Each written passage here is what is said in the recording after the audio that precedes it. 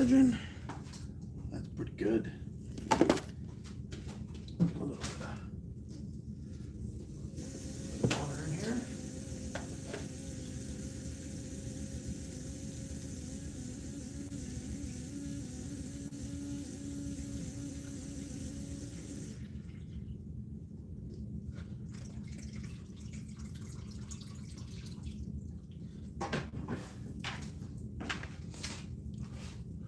Yo, what's up, Mr. Andre?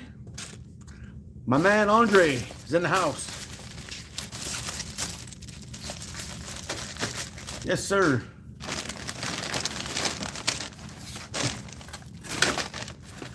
By the way, anybody just popping in here, Prime Fork has got something pretty freaking cool coming down the pipe.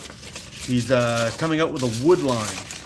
So he's got these beautiful little slingshots that'll be coming in, stabbing me in the foot. Will be coming in pretty soon, looking absolutely gorgeous. I posted it on my Facebook recently. If you guys want to check it out, leave that open there. Yeah, if you guys want to check it out.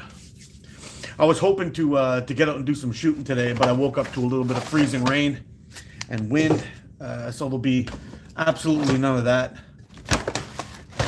And I figured it would be cool to just come out here and finish up some frames, considering this Sunday morning is like the only time I have free during the week until after Christmas.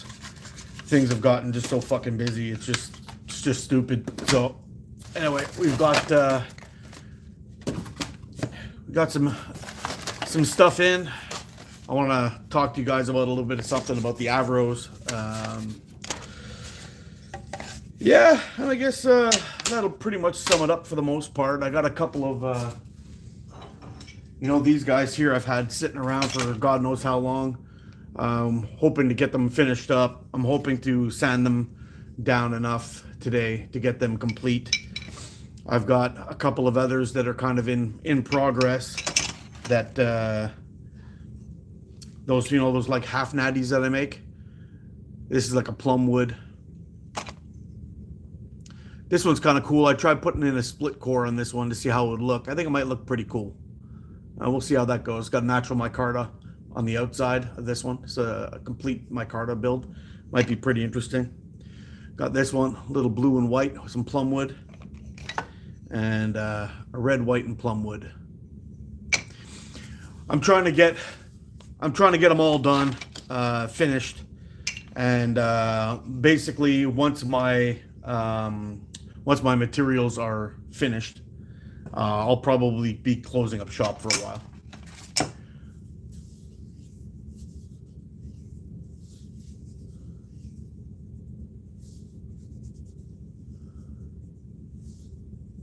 I'm using wraps, so I'm assuming wrap and tuck with .45 bands with 6mm ammo. Tell me some solutions. Well, your bands are often part-time plinker. These will be orders.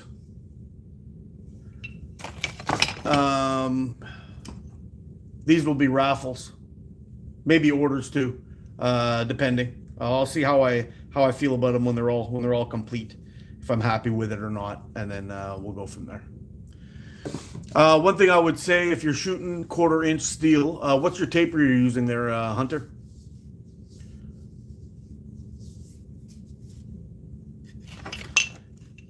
It kind of sucks, man, because I got my builds basically to where I want them, and I've got them coming out. They're great quality. They're looking fucking fantastic. But getting new materials in, the shipping situation in Canada, all of that has just gotten to be fucking retarded. I gotta trust Canada Post because I tried shipping one through UPS just recently. There was a problem with the Performa. It came back. I had to pay shipping on that. Then I tried to put it out a second time, caused me fucking problems with that. And then I'm just like, you know what? They're making me pay taxes before they go out. All my materials are getting taxed coming in. You know, it's just not fucking worth it. So I'm going to finish up the stuff that I have here, and then I'm going to close shop. And if fucking governments and all the bullshit goes along with it decides to pull their fucking head out of their ass and stop squashing small businesses, then we'll get back into it. But I got a nice little stack of materials here that I'm going to get rid of, and then that'll be probably it until who knows when. But I'm fucking putting in all kinds of work, and it's just getting shit in my face. So fuck it. I tried different tapers, but always same problem every time. Always damage the upper band. Where is it damaging, Hunter?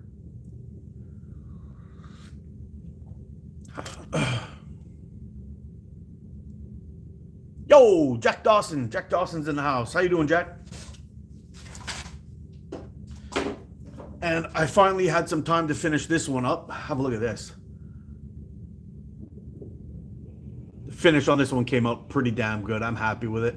This is going to be going out to its new owner very, very shortly. This week, most likely. It's been a hard time. This is that one. This is a replacement that I had to make because the original one went missing in the fucking mail.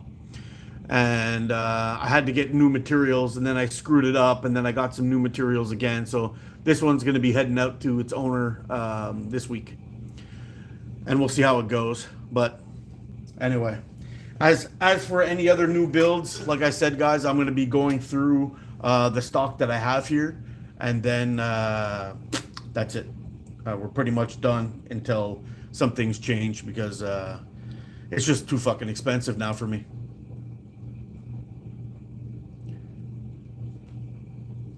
Like a nice blend of coffee. Yeah, my man. That's what I'm talking about. Mostly middle of the band, sometimes at the pouch. Okay, the pouch side is kind of normal. Especially if you tend to draw like this and you bring it out, because the top band will stretch more. If it's busting at the middle of the band while you're shooting, there's two things I would do. I would check your roller first to make sure that it's not the case. But I mean, if it's only at the top band, okay, that I understand. But there must be something sharp on your fork that's causing that damage. Having some kind of impact with your frame is normal. That's kind of normal, but you need to figure out what it is that's actually damaging that thing. Now, I would go over your whole frame, sand it down, give it a good look, make sure everything is good and clean on there, make sure there's no issues, and go from there. Pretty much is what I could tell you.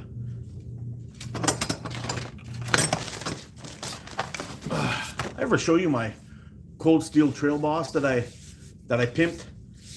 This is, I have to say, this is probably one of the best axes out there for like under $50. So it's been sitting on my bench for quite some time, but I stripped all the paint off the head, and I polished it up a little bit to give it a little bit more penetration power. I adjusted the bit a little bit. I filed it down just a little bit more because I wanted more of a cutting axe. I burnt my maple leaf in there, and this thing chops, cuts, and does all kinds of crazy damage. This thing's a great axe, and I had to rehead it because it got a little bit nasty. But I think next time what I'll do, instead of reshaping the handle head, I think the next time what I'll do is I'll just give it a little bit of soak in some antifreeze, and let it dry up, and that'll absolutely solve that issue. I bought a little cheapy sheath for it, so it doesn't fuck me up or fuck up the bit while I'm carrying it. But that one's pretty sweet. We'll get into sanding in a second. And this is my cold steel Trailhawk. Got a little burning action in there. Put the maple leaf in there. Burnt a little teepee in there. Some deer prints. I was thinking about burning it all the way down, and it adds a little bit of what do you call it? Character, I guess, to the handle. I also removed all the paint that was off this thing. I didn't bother sharpening this one up, or not sharpening it, but actually I got some dings in this one I got to fix, but I didn't bother changing the profile on this one. I basically use it for throwing and chopping up small bits like kindling and stuff. And then I made this little guy just out of some a quick little thing. It's got a little welt in there to keep it from cutting through the thread, but popped a little snap on there. You hang it off your belt at that point. It's pretty good. Nice little tomahawk. Fun to throw. A lot of fun to throw. But great time with this thing. So here, we'll just put this guy aside. Get that guy out of the way.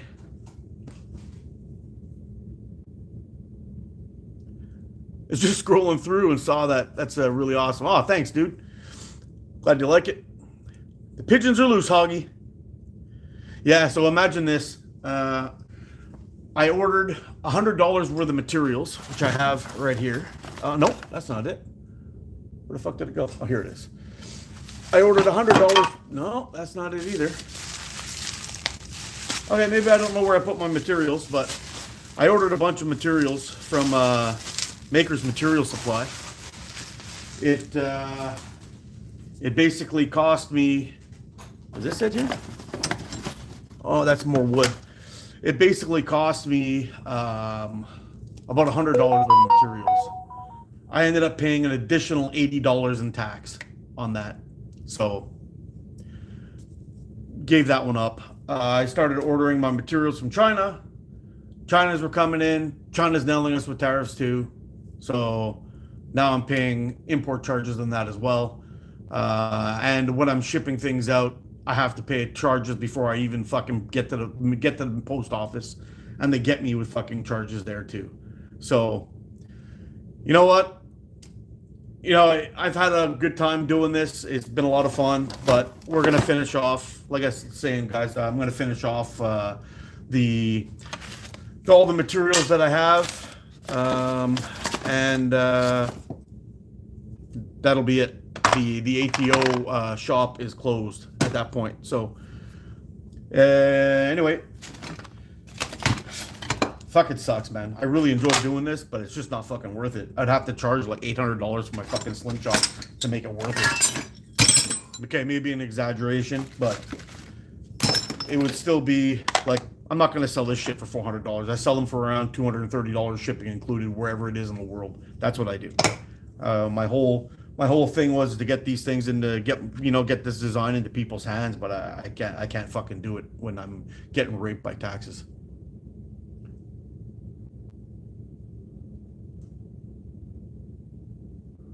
No, I'm not American, bro. I'm Canadian, actually. Cheers, bro.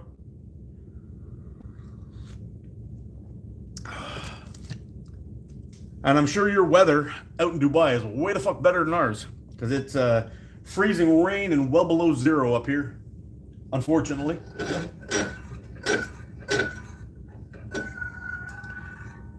Wow, looking at this is going to be a bit of a fucked up angle.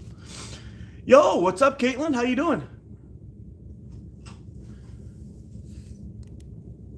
Let's see if we can get this, so you can see what the fuck I'm doing here. There we go. It's going to look kind of rude and weird when you see me just like pumping away on that thing, and I'm going to get all those comments and people asking me if I'm rubbing one out and shit. And no, I'm not. I'm just getting a little sanding done. That's all. Yo, Rex, how you doing, buddy? Well, have a blessed day, y'all. Are you splitting there, Leon? My brother from a different mother.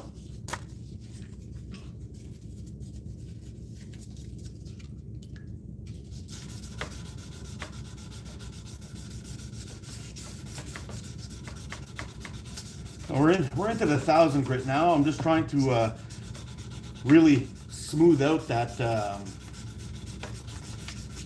aluminum. The aluminum gets kind of funky. I guess funky is probably the word I should use. I might even move this camera over here somewhere. Let's see if I can. I don't know. I have to attach it to something heavy that's not going to wobble around too much.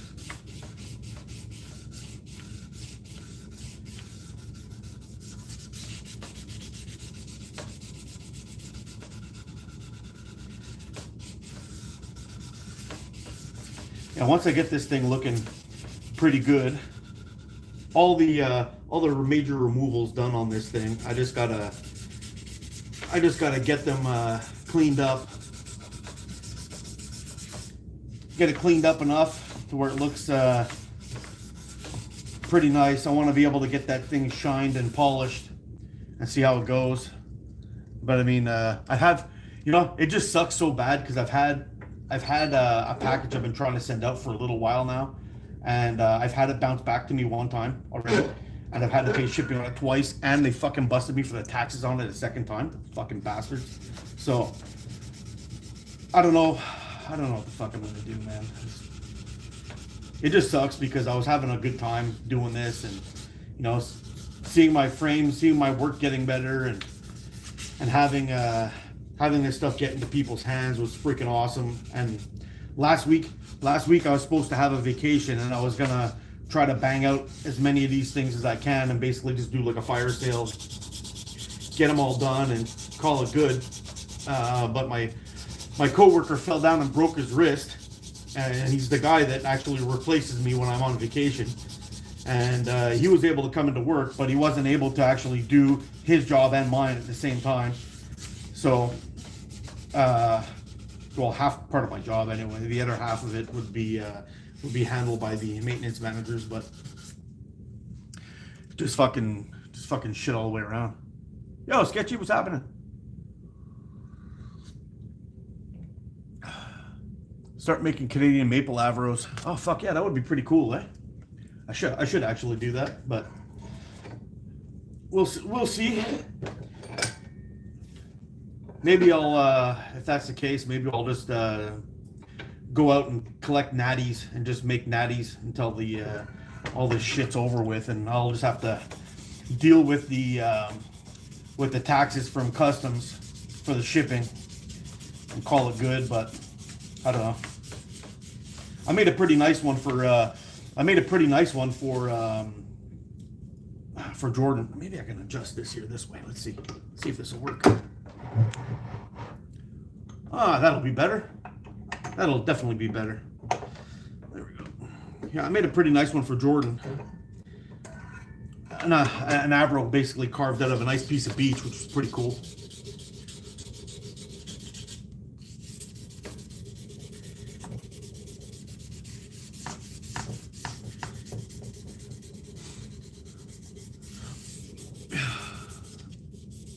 Hey, what's going on, Hawk? Yeah, even in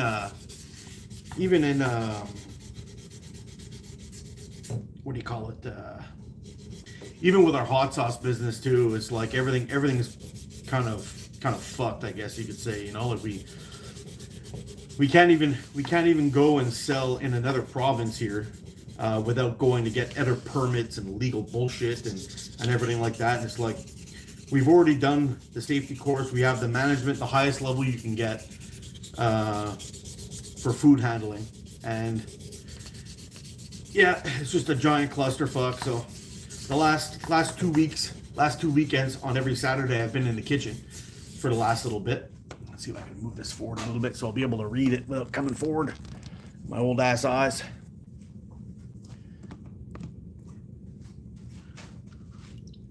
That's a little better.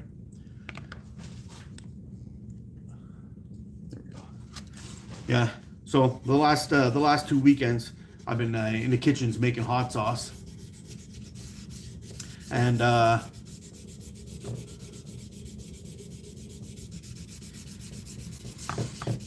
next week we got our biggest sale of the week. So I'll be in this town called Greenfield Park next week making hot sauce and or selling hot sauce. Sorry. And that'll be the wrap up for the season pretty much for that, except for the stuff that we have in stores. We'll have to continue making stuff like that, but it won't be the big mad rush like it is at this time of year. At this time of year, things get pretty hectic. We're busting out hot sauce and making different batches and all that stuff. That's actually pretty good. Yeah, we're getting there. Looking pretty good with the 1,000. I think I'll go a little bit harder on, do one more more round after we get the tips in the cup, and then I'll bump it up to 2,500, and we'll see how that goes. Whoop. We'll bump it up to 2,500 and see if we can get this thing really, really dolled up. You still want to try my hot sauce? Well, at some point, Caitlin, I'll send some down to you. I'll send some down to you, and you can see if you like it. It's a pretty damn good hot sauce. It's got some good heat to it. There's a couple guys down in the U.S. who've tried it so far, and I've got good results. People seem to like it. Yeah, me and Roger, my partner in crime, we've been doing this for a long time.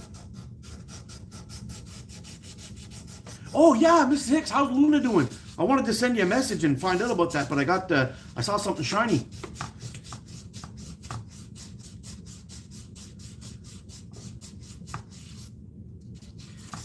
Yeah, the shipping would cost a fortune though. That's the problem, because it's got a good weight to it. I know I sent some down to Al. Al got to try some. I sent him down a Slingshot and 2 bottles of hot sauce, and it cost me almost it was like $70 or $80 in shipping just with just the hot sauce and the Slingshot. It was fucking wild.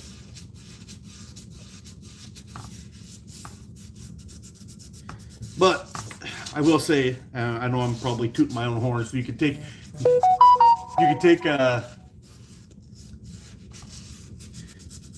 from Al. It's a pretty damn good hot sauce. I mean, we got a blueberry, we got a strawberry, we've got a pineapple, we've got a mango, and we got a Raging Reaper sauce. All of those I just mentioned have Carolina Reapers in them. Carolina Reapers and habaneros. And then we have our Caribbean style, which is also very, very good. But that one's just a habanero base, habanero and jalapenos inside. But we get the red jalapenos, really, really fucking tasty. Adds a little bit of sweetness to it. Some bell pepper and our secret blend of spices that we put in there, which is freaking awesome. And man, it's some good shit. We made I think it was 113 jars yesterday. 113 jars yesterday of the Caribbean style.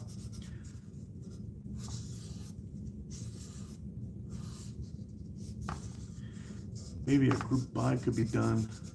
Oh, maybe. Stupid autocorrect. You can call me Yayo. Let me hear you say Ayo, Ayo.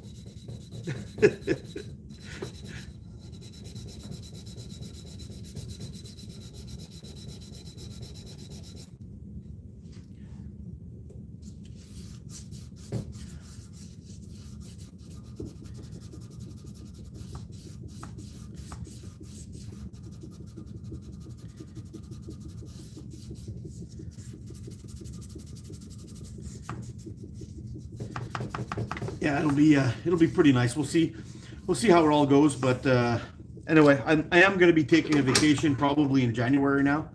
The guy with his broken wrist is going to be back in action, and the winter started off wacky here. We had a really, really cold weather, a bunch of snow and everything like that, like 10 inches of snow, and then it warmed right up. And then it started shooting, pissing, freezing rain all over the place. So now, it looks like it's gonna take.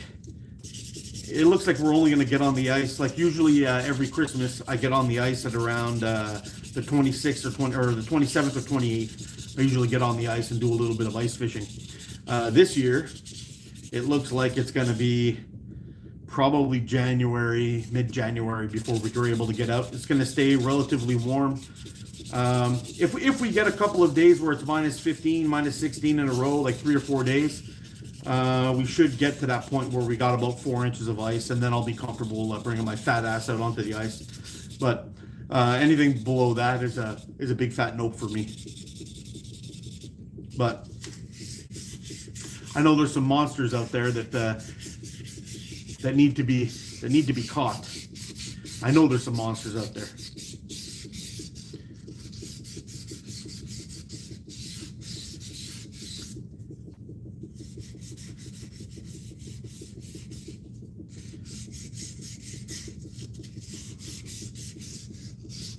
I almost wrote limps. That's funny.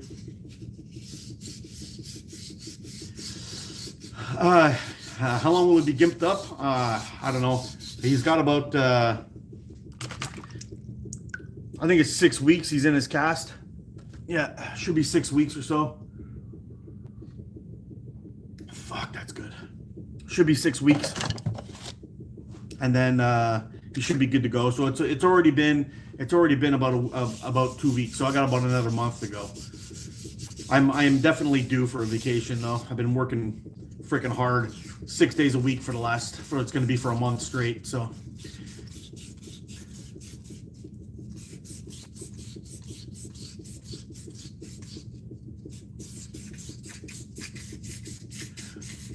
I need to send you some seeds of some super hots. Nice. I crossed, they're finally F9. Oh fuck. It's fun, man. I love messing with those things. We used to grow all our own peppers back in the day too, but our demand got so much that it was just not possible to do it anymore. We just couldn't get enough grown in our gardens in our Canadian climate to be able to do it.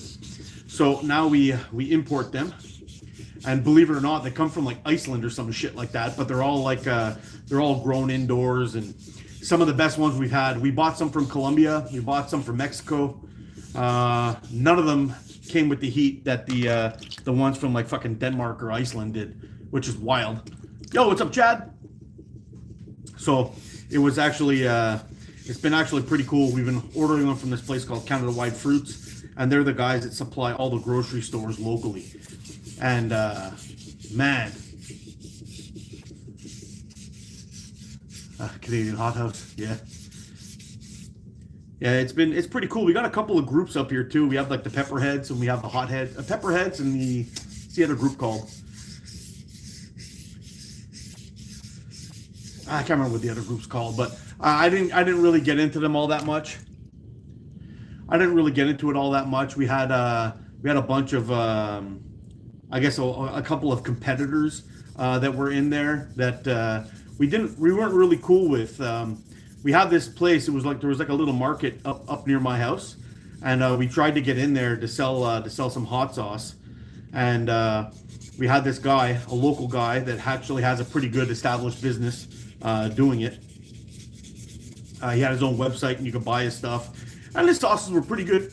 I'm not going to knock his sauces at all, but the guy was a bit of a dick. We wanted to get into that place and do some selling at the market, and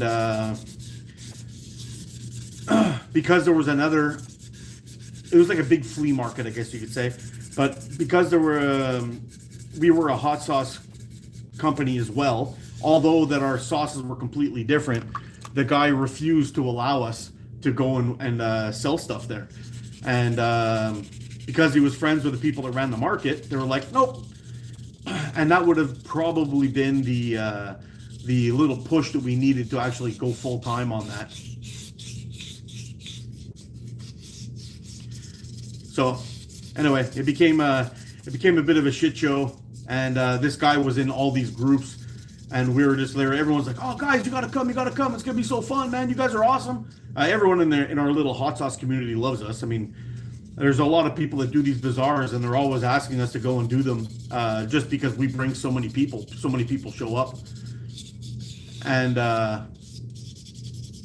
anyway, they basically shut us down because they were worried about the competition.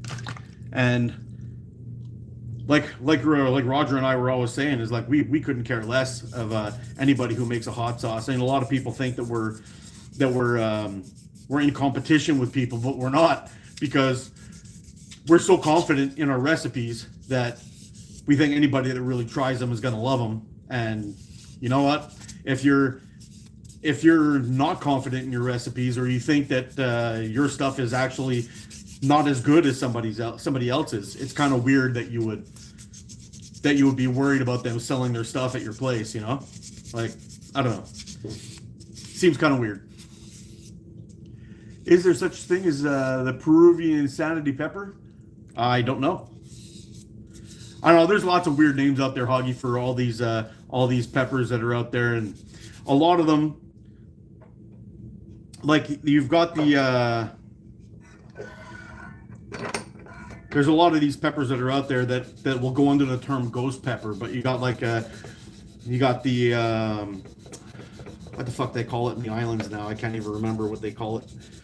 But they had the Naga Viper, Naga Rude. They had the what's the other name for it? Well, obviously there's ghost pepper, but there's a bunch of different names that they go by. It's basically the same pepper. Some of them are slightly hotter than the others, but it's like basically when you look at them, they're bang on. And the worst thing is, the last time we went to go buy our Carolina Reapers, they had none left, but they had these Naga Rude ghost peppers named Carolina Reapers. Now, if anybody looks like a Carolina Reaper, it basically looks like a habanero with its ass end pushed in with a little turd hanging out the bottom. It's got that little sneaky tail, basically like it's got a bit of a look to a Trinidad Scorpion, which is a fucking hot pepper, man. And anyway, they try to pull it off like it's the same thing. Oh, they're really hot, Carolina Reaper. But yeah, Jalokia. That's right. That's what I was looking for. Thank you, Hawk. But they're all basically the same thing, or a version of the same thing, which is kind of fun. But whenever we can't get our Carolina Reapers, because the Reapers actually have a beautiful fucking flavor to them, but they're stupid hot.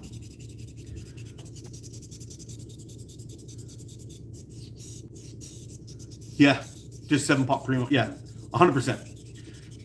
So that's part of the fuckery of the whole thing when it comes to the peppers. Depending on what you get, where you buy them, there's always something that's very, very close to the same thing or slightly different. They throw on different names to them, you know, and they're really all just a variation of a scorpion. Scorpion mixed with something else, and they look very identical. But it's very easy to mix up any one of those others. With one of the variations of ghost pepper. But to be fair, they're all really fucking hot. So it don't really matter, I guess, at that point. Yeah, that's looking pretty good. I think we could probably switch to a 250 on that one pretty soon. All right, our 2500. How's that looking? Hit that with a buffing wheel. That's going to come out real sweet, even as it is. I think we'll go a little bit more with the 2500 after. So I'll get through all the 1,000 grits first, and then we'll get into there. But just to show you how I'm doing these front ends a little bit now. I used to take these guys and run it through the router. I don't do it anymore. I actually like the square feel of the front. When you wrap your finger around, it really locks in nice and kind of gives you that, I don't know how to say it. It kind of just really gives you a good reference point of where to lock your hand in. And it's pretty damn good. I like it. I like it a lot. My red one is just like this, set up like that, and it shoots like a boss. I should probably get that finished up too. Primo Tali, yeah. You know what's funny? I eat a lot of hot sauce on a regular, like every day. I think I've gone through about a jar and a half so far this week. I eat it with every meal. I had it this morning with my breakfast. I had it on my eggs. It's really fucking good. But you know what one of my favorite peppers are to eat, and they're actually very much on the mild side, is cherry bomb peppers. I know they're like fucking almost nothing. There's almost no heat to them. But the flavor of them is fantastic. And what I like to do is I put them on the barbecue. So I get the charcoal going on my barbecue, and I throw in some garlic, some onions, and a whole bunch of peppers. Now the peppers go directly on the grill. The garlic and onions will go into a a thick piece of tin foil or a tray with a lid, a aluminum tray with a lid, and I roast them in there until they become soft. And I throw in a little splash of olive oil so they don't stick and everything moves around and it kind of roasts up nice. Oh, fuck yeah. And after that, I take all of those things. After the peppers get kind of browned and the skins get all dark and they heat up quite nice, I throw them into a ice bath. And then you're able just to pinch the skins right off. They just come right off. And I take all the meat that's left in there, keep the seeds, everything. Seeds, membrane, all of it goes into a blender, mixed up with with the onions and garlic. So I'll put the onions and garlic in there and I'll give them a quick zap. And then I throw in the peppers. And I just kind of give it like a couple, 2 or 3 quick pulses in one of those little small blenders. You know, you put the cap on, you turn it upside down, and you zap it. I can't remember what they're called, but you give it a couple of zaps like that, and then you got this really nice jardiniere that you can use. You know, for your burgers, for your eggs, for your sandwiches. It works great as a spread. You can make all kinds of dips with it and everything. That stuff is fucking fantastic. Unfortunately, you can't really make it to sell it unless you're gonna. What's up, Sky? You can't really make it to sell it because of the way it, you know, the shelf life isn't all that great. So usually I put it into a mason jar and I cover it with olive oil, just enough to cover the top of it and keep all the air out. And I've been doing that for quite some time, adding a little bit of salt to it. A little bit of salt helps it quite a bit with the flavor, but man, it's fucking good. That shit's really good. And you put that on burgers, chutneys, and I've made what do you call it? Like a French bread. Buy like a baguette of bread, and I slice it up on a 45. Give them a little quick garlic olive oil bath, just a little dip on each side, and I throw them into the oven and make like a crouton. And you throw a little slice of cheese on that. Once they're done, with a little dollop of that hot stuff, and it's fucking fantastic, man. You're eating like a king at that point. It's not too hot. It's got a little bit of a kick, a nice sweetness to it. Brings out the flavor in the cheese and the bread and the crouton. So good.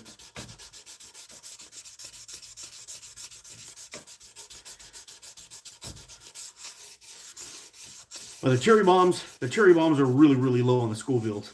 They're like, I think they're even lower than jalapeno. Oh, for sure they are, actually. But the flavor in them is just fantastic.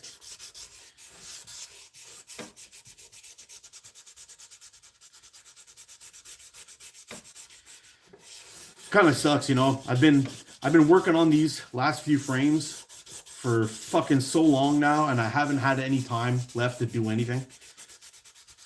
Haven't had any time to do anything, finish anything, these things up. It's just been flying by the seat of my pants for the last bunch of weeks. It just sucks. Just sucks not having any time for anything. Long time no see. I'm always too busy to watch. The Caddy Cult. How you doing, bud?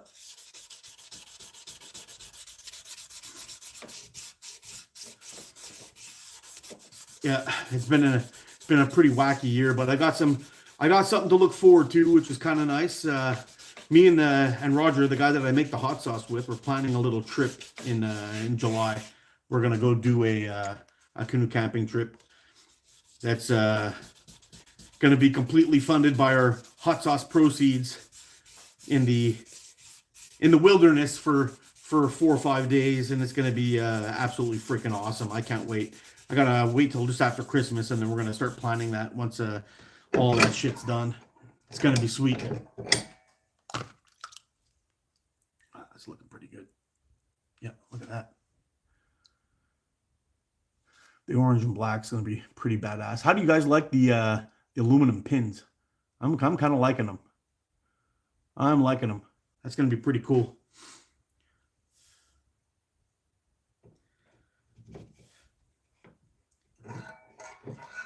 I think I'm even gonna have to find a. Hey, how's things, Mr. Rubber Bandit? I'm doing all right, I guess, man. It's been a wild couple of weeks, and I got one more week to go before things start to settle down ish. And then we got the holidays. So, yeah, it is what it is. Been pretty busy.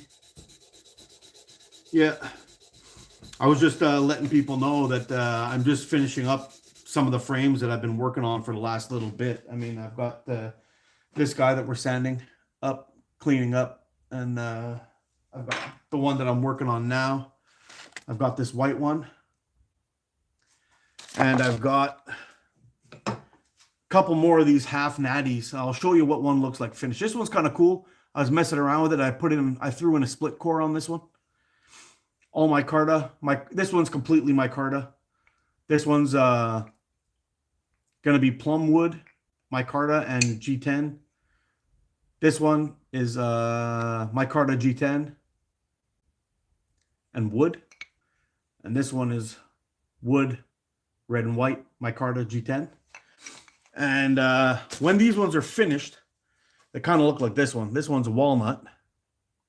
This one's a walnut with the G10 and micarta. And that's the Avro half natty, as I call them. That one's going to be heading out to its owner, if it makes it there this time, because the last one got lost in the mail. And we'll call it done. That one was an absolute shit show. That one went out, got lost.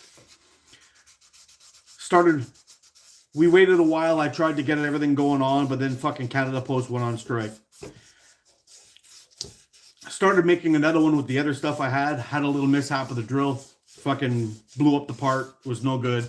I was drilling the hole for the pinky hole, and it all just fucking split all over the place. It just didn't work out. I don't know what the fuck happened, but it just I think some of the chips built up inside and just kind of popped out the wood, just fucked it up. So I had to order more materials. Got lost in the fucking mail. Not lost in the mail, but got held up because of the strike. Finally got the pieces in. Got everything fucking made. And now it's going to be going to its owner. Get that one done. I got another package that I've had a nightmare of all nightmares trying to go out. Hopefully that one will go back out again. I can't use UPS.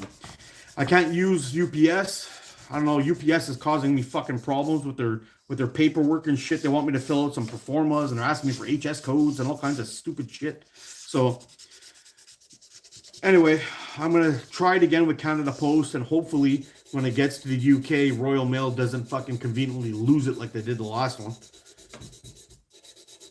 Yeah, really annoying.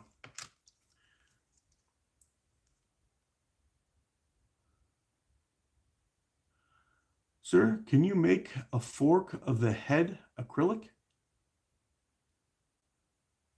Not sure I understand what you mean. You want me to make the whole top of it out of acrylic?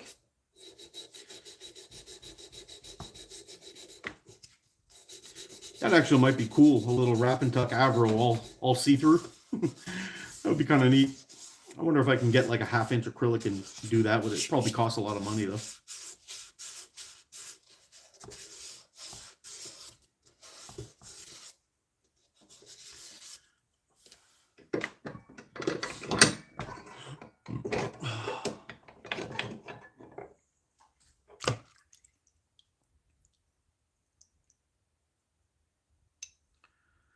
Looks pretty good. That looks pretty good. All right, what do you think? The black and orange really pops. I like that. And once you polish that down to a mirror polish, that's going to look really great.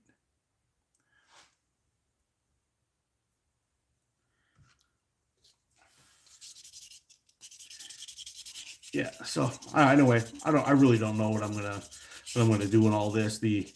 Like I was saying, I got quite a bit of materials left here, and I've got the aluminum cores still upstairs. I got a few of those, so I'm gonna run through the aluminum cores, get those done, and then finish up everything else I have here out of micarta and wood. And anyway, until all those tariffs and bullshit go away, I'm closing up shop. It's just not worth it anymore. It's too much tax.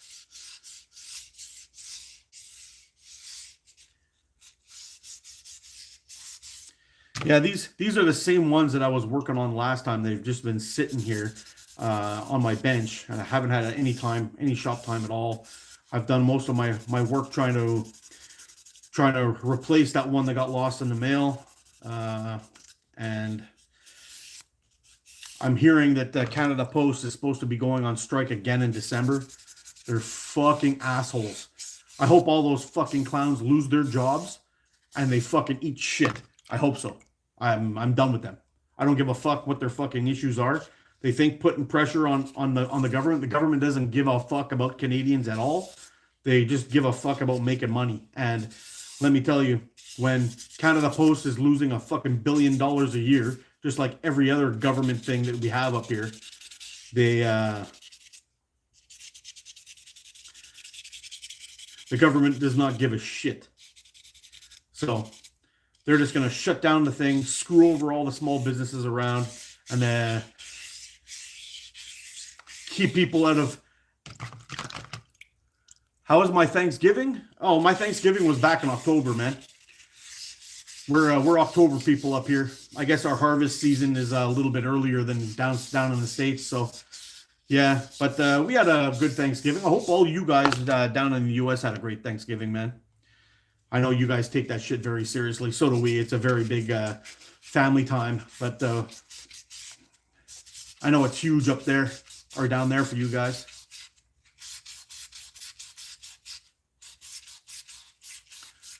I eat delicious food. Yeah, that's one of the best things I love about Thanksgiving is we always get the family together. We head on out to one of our family's houses. Either we go to my sister's place, we host it at my place, or we go to my parent or my brother's place, and we all get together and laugh and joke and have a great time. Eat a shit ton of food, go home with heartburn, but it's so fucking worth it. It's so worth it. And we got a pretty fun family too. We're always up to doing stupid shit, so it's a lot of fun. All right, that's two. Let's get this one in. Yeah, we always have a great time. There was one year we were messing around, and I was being a prick like I normally am, and I was hitting the bottom of a spoon. There was a spoon lying on a table. You know how they have that weird shape, and I hit the spoon. It was a little plastic spoon, and it went flying, and I hit my sister with it. And I was fucking around like that, and then we decided to set up a cup at the end of the table, and we were all taking shots with it to see who would be the grand master at it, and we're shooting and shooting and shooting, and if somebody got it in, then that person got put aside, and we'd all go through, and then if finally we got down to a grand champ winner. One year we did that. Another year we had some crazy snow, crazy snow outside, and we all ran outside and we were running and doing a slide to see how far we can slide, and we were having races to see how far we can go. I know it's kind of silly, childish fun, but it's a lot of fun. We have a fun family, so getting out and doing that kind of stuff is an absolute blast. I'm trying to sell a lot of natties and try to buy trading them around 10 to 15 rolls. Oh yeah, trying to get a whole bunch. Get yourself set up. Yeah, I've been wanting to try a bunch of these elastics, but I'm not buying anything down south until things change up a little bit. You know, I mean, fuck, 15. You buy something for $50 and you end up paying $50 in taxes. It's just stupid. Oh, you like it? That's your go-to elastic? Have you tried it? I've heard a lot of good things about it. A lot of people are telling me it's fantastic stuff. And I mean, if Hawk put in the work on it, and he's really liking it, then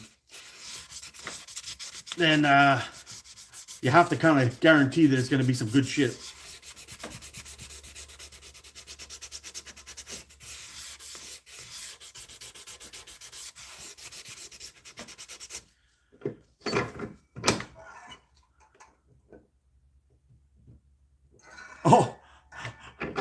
I know it's good shit. I know you're telling the truth. I've heard it from many people. A lot of people like it out there. Yeah, a lot of people are liking it. I've heard it from many, many people that it's great stuff.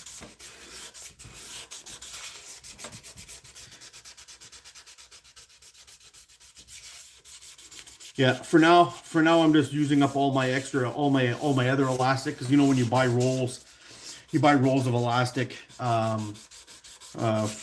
you know, for when you buy rolls of elastic for you know, YouTube content, testing elastic, speed tests, all that stuff, reviews. A lot of it you end up liking, and a lot of it's just kind of like meh. You know, some of it's good, some of it's great, some of it's just okay. But you basically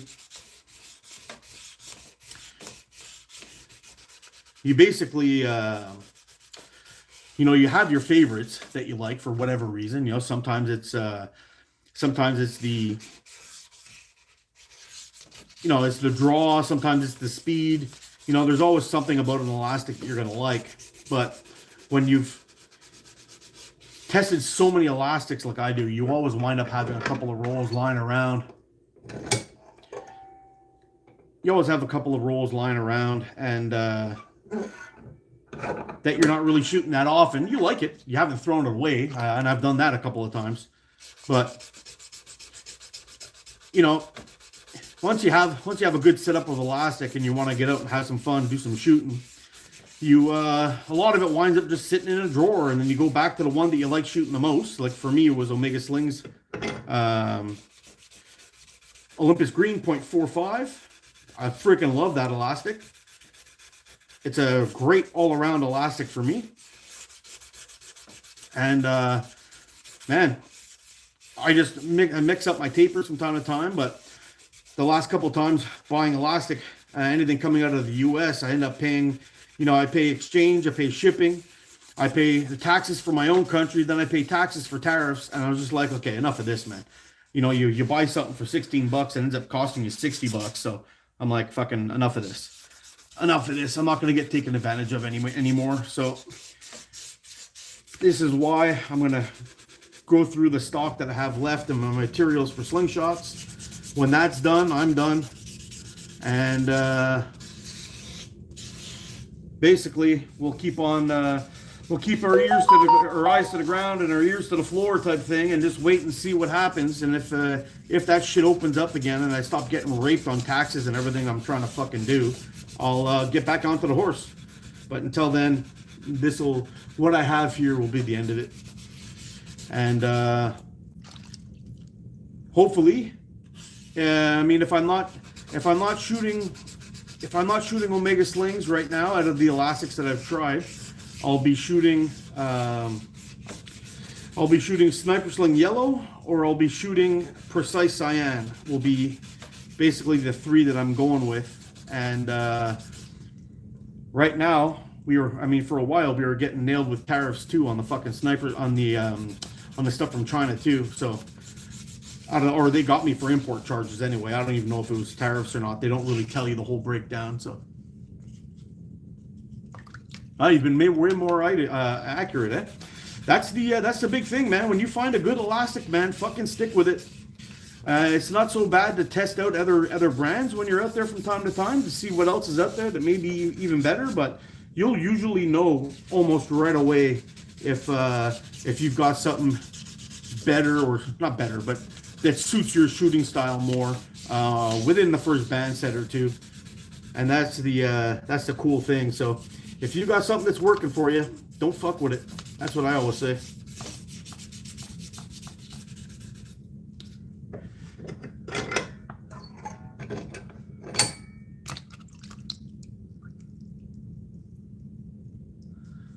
So far, so good. Yep. That's only 1,000 grit too. I could probably hit that on the buffing wheel and it come out great. Oh, I got a little fucking weird spot there though. So we can get rid of that. Where'd my sandpaper go? Is it in here? Oh, right here. Right in front of my, you guys could have told me. Looking around all over the place for my sandpaper.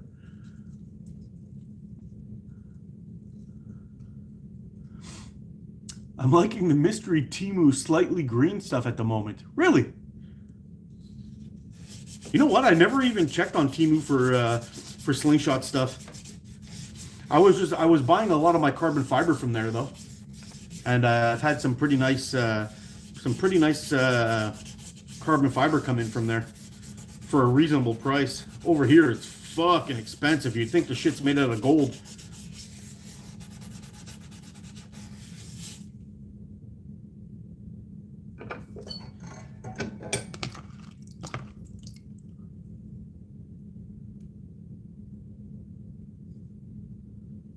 Huh. The hell is that? Unless I'm just getting a polished spot, which is possible.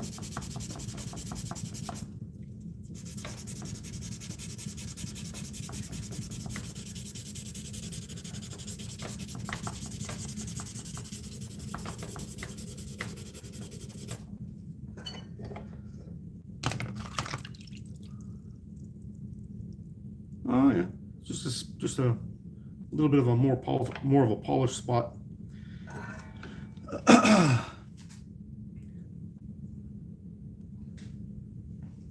What frames is everybody shooting these days?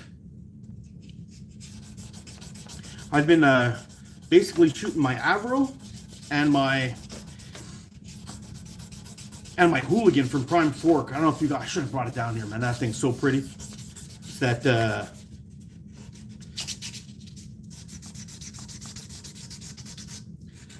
that red, white, and black one. It's fucking gorgeous, man. I'm telling you, man, Andrew does some work. His work is so good. It's just, it's like, what the fuck am I doing good? You know, like, why'd I even bother making slingshots good? That's how good his slingshots are. It's wild. Beautiful, beautiful work. They're like, literally, when they arrive to you, they're pretty much perfection, which is just wild. I like his style, too. He does, like, a nice, he mixes his materials nice, and he's got that new wood line coming out. I don't know if you guys have seen it or not. I gave it it was my first post on Facebook in a long time, and it was really, really funny, really fucking beautiful work. I like kind of what he's done. He's like, you put if you guys are, they looked amazing. I know. Tell me about it, eh? With that. It looks like he cut a key slot in it. You know what I mean by a key slot? For anybody of you guys that work with machinery at all, it looks like he cut a key slot in it, and then threw in a little bit of S90. Been having a lot of fun with that one. Yeah, the S90 is pretty nice. He put a little. It's like he put a little key slot in it. It's kind of rounded at the top and then comes down straight, and he's got the wood fitted in there like perfect. It's just. Man, the dude's a legend. That's all I gotta say.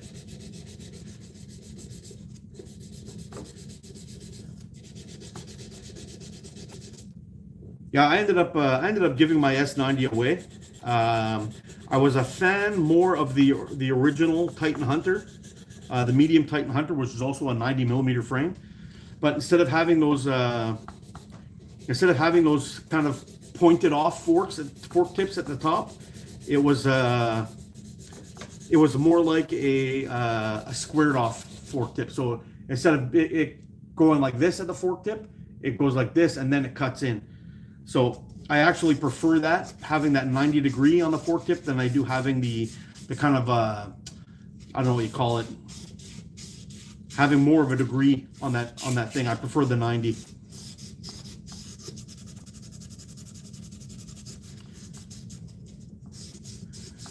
Something about the XTs rock and suck 'em Roblox vibe. What are the XTs? Are you talking about the Simple Shot? The Scout?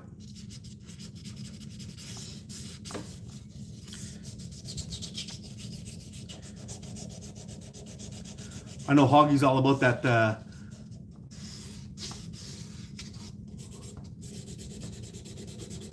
Why am I sanding it down? I'm just trying to. I'll show you here. When I put these on a buffing wheel, I gotta sand this down to make it to make the aluminum as smooth as possible, I'm going to put it on the buffing wheel, and it's going to, I want to get rid of any lines or any scratches that may be in there. So when I hit it with the buffing wheel, it'll come out like a polish. It'll look way better. It'll look way better when it's all polished up nice.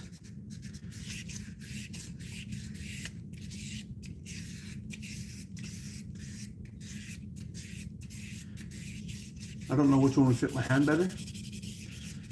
What are you talking about? The Titan Hunters? The Hunter or the S90? Yeah, it's tough.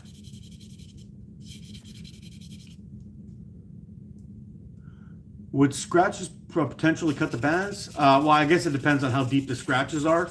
Any of the scratches that are on this thing right now, no. This thing is pretty smooth as it is. I mean, I'll show you. I mean, look. You see those little tiny scratches in those pins? I even want those gone. I want those gone. I want it to be as perfect as possible as I can get them. So basically what I'll do is I'll sand this guy down just a slightly more, hit a couple of spots that I may or may not have missed. And then once I'm done that, I'm going to jump it up to 2500 grit. And I'm going to get all these sides here, all these rounded sides, and get all that aluminum done. And then I'll give it one last final run around the edge here. And this one will be ready to go. The only thing I'll have to do at that point is the two faces will be done. I'm going to put in a maker's mark and call it done. How do I cut the aluminum? I have a blade runner that I bought an aluminum what do you call it? Aluminum blade for. And once I get it all roughed out, I have my kind of like a template on that I stick on, and then I run it through. I have like a burr that I put on my drill press, and I run it through there until I get it all evened out to where I want it, and then I just do a final sanding. But these ones here, I had them laser cut at a machine shop. I got a really, really good price, so I'm like, fuck it, dude, let's go. So I've got, I think about 14 of those left. When those are done, they're done. And I don't even know if I'll have enough materials once I'm done. Once I got them all done, I don't know if I'll have enough materials to even finish those. So, well, we'll see what happens. What's the thickness of aluminum? I used a 1/4 inch this time. But I think next, no, sorry, it's 3/16. The next time I'll be doing a,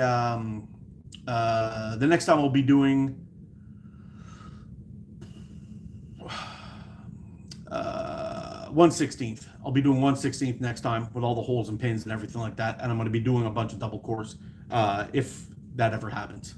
So, okay, there's the 400. There's the 1000. There we go. 2500. Shit, my last piece. Is it my last piece? That's 1000? Yeah. Yeah.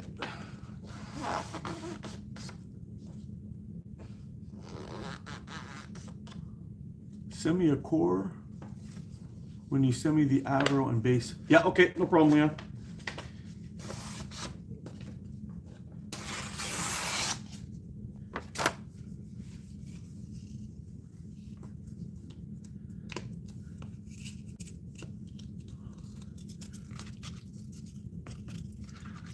Don't Canadians use the metric system? Canadians use both. When I was in high school, they just started, or in elementary school, they just started bringing in the metric system, teaching it in schools. And I've worked in a cutting house for 23 years now, and for 17 years I was a saw operator. And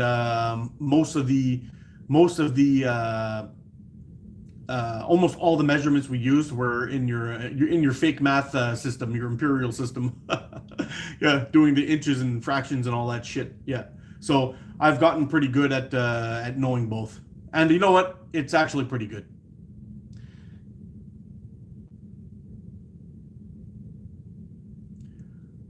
Hold on a second there, Kevin. Let me have a look here. Have you made a pistol grip type grip so it's easier to control the shot? I actually don't like pistol grip frames at all. That all the hammer grip frames, it's my least favorite grip out of all of them. I like brace grip after brace grip. I like pinch grip after pinch grip. I like hammer grip.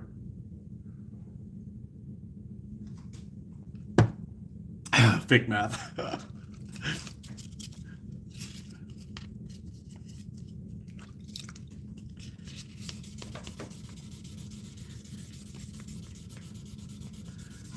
Yeah, but we learn both up here, and so we go into millimeters, meters, centimeters, all that stuff, and the inch thing, you know, like figuring out inches and doing all the fractions and shit and calculating all that stuff is far more complicated than just banging out the fucking metric system. So when it comes to slingshots, for the most part, I just use metric. When it gets into distances, we use kilometers, which is metric. When I'm talking about how tall I am or my weight, I use pounds, and I use feet, feet and inches. I'm kind of like a big fucking math mix-up fucking disaster.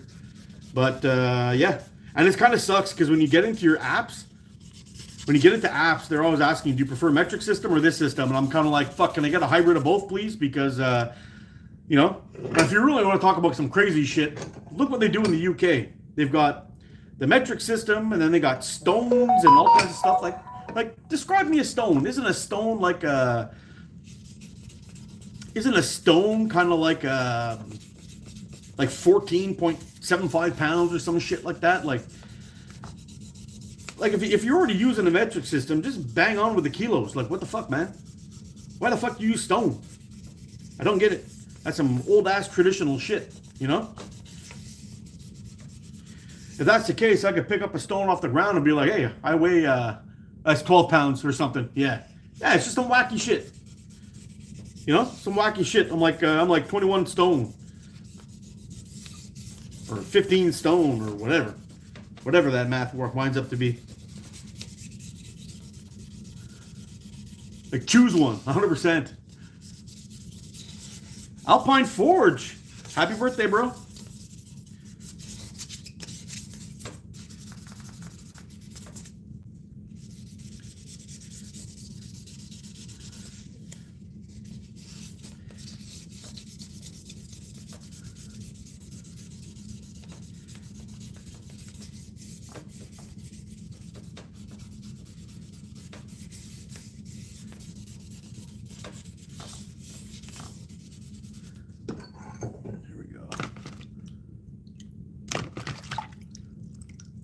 Yeah, that's looking good. That's gonna polish up real nice. Yeah, real nice. The 2500 really takes it to that next level.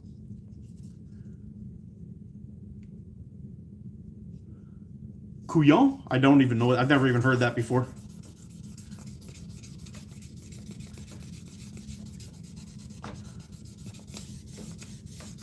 What does it mean, Huggy?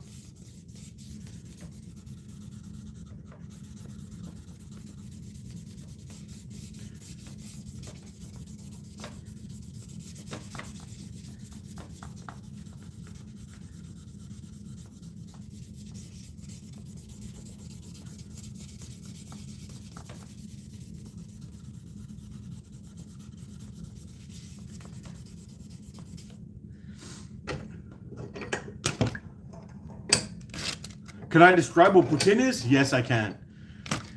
Poutine, in the easiest way to explain it, is some saucy goodness that has come out of the ground, thrown in oil,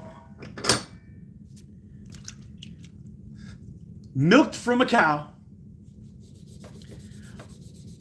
by God's hands himself, threw some gravy on there that tastes like semen from angels, and threw and threw that shit into a bowl and just called it Poutine. Very simply, it's fries, gravy, and curd cheese. And it's fucking delicious.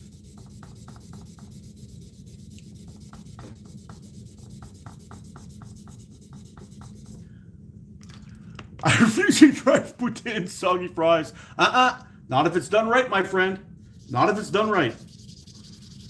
A good Poutine will have crispy fries, well done, with good, squeaky, fresh curd cheese. And the gravy has to be done correctly. And if you're going to buy a Poutine and eat it later, you're going to be disappointed. Poutine is made to be dropped onto a onto a plate and eaten while hot. This way your fries are still crispy on the outside and fresh on the inside. And trust me, I am an authority on this. I am from the land of Poutine, Quebec, Canada. And that is the way it should be made. I've had poutines from other places, and I see these fucking clowns using shredded cheese and shit on there. It is not correct. It should be made with curd cheese directly from a farm that's fresh enough to make it squeak. And if you're ever in Quebec, the only real place that I find that makes a real proper poutine is Lafleur's. Or you're going to one of those places that's called like Chez Fernand or Chez Jacques or something like that, which is like Jacques' place or whatever it is. It's a real Quebecois mashup dish.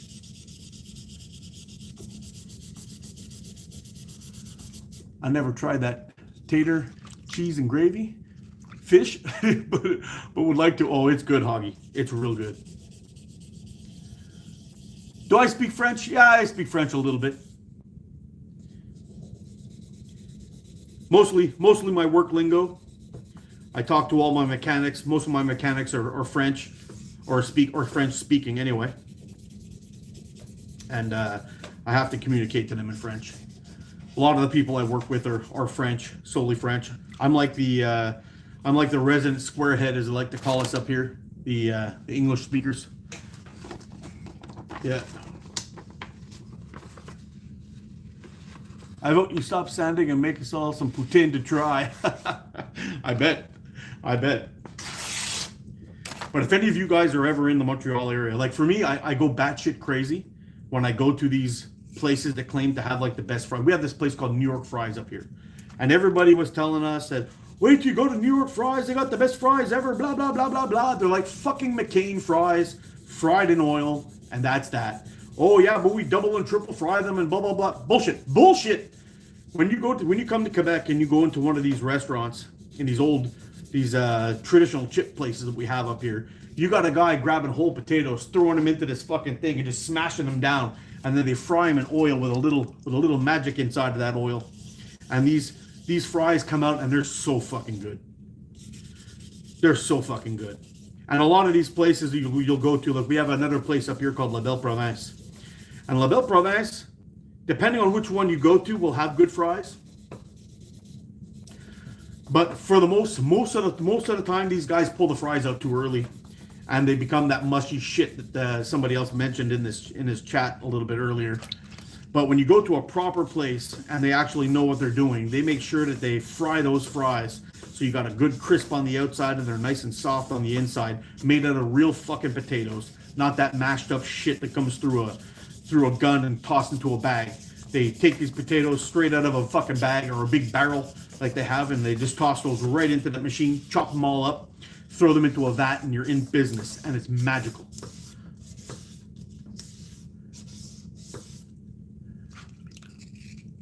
You aren't a Quebecois, question mark? Was that a statement? Yes, I do speak French. Tabarnak, how's that for you, buddy? Tu es le plus de putain de pénis de ratatiné d'âme.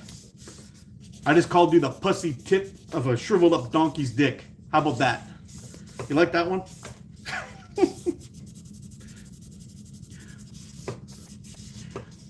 Which kind of potato do you use?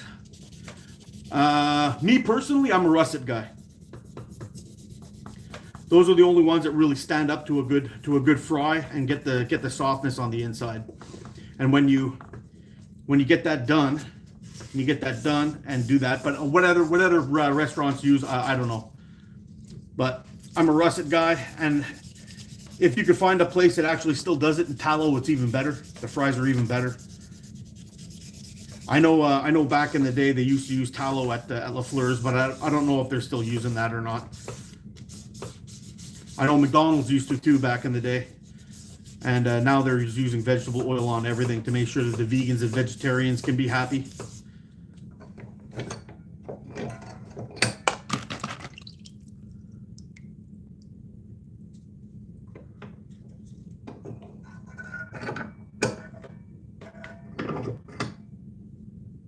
Yo, what's up, Ron? How you doing, buddy?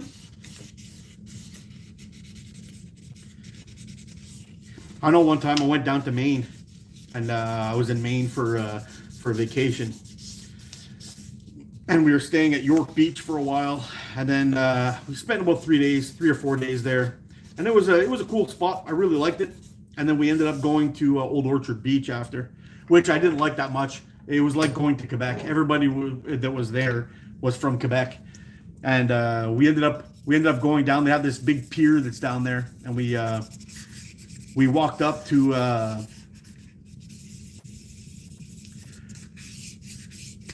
we ended up going to this what do you call it?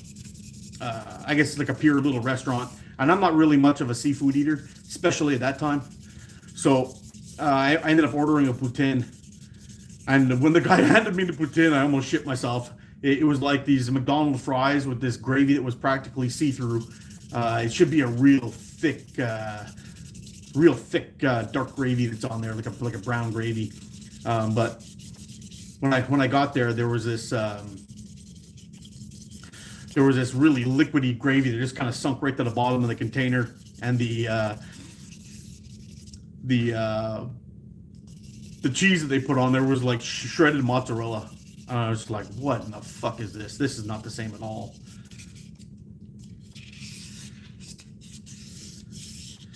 And whenever you go to one of these places, pro tip is you get your poutine and they put it on your tray for you. And as you're walking to find your seat or do whatever it is you got to do, if it has a lid, you take that thing over and you put it upside down, and that gets all that gravy to sink right back down to the bottom to melt that cheese up properly like it's supposed to be. Hold on, what did I miss here? There was this thing, go-karting place, that their motto was no bumping, no crashing, and no zigzagging. They said it was a strong accent, which made it even better. yeah, I bet. I used to have, there used to be this little go-karting place right by my work on way back in the day. And me and my buddies, we got a membership there, and we had an hour lunch. So we'd eat our lunch in the car on the way there, just like pound back a couple sandwiches, and we go-karting at lunch, and we'd fucking race these little go-karts around this indoor place. It was so much fun, man. The place was called Tracks. You got a little membership card. You paid a certain amount, and then you just showed up and just fucking raced these cars around. We had a blast, man. It was so much fun.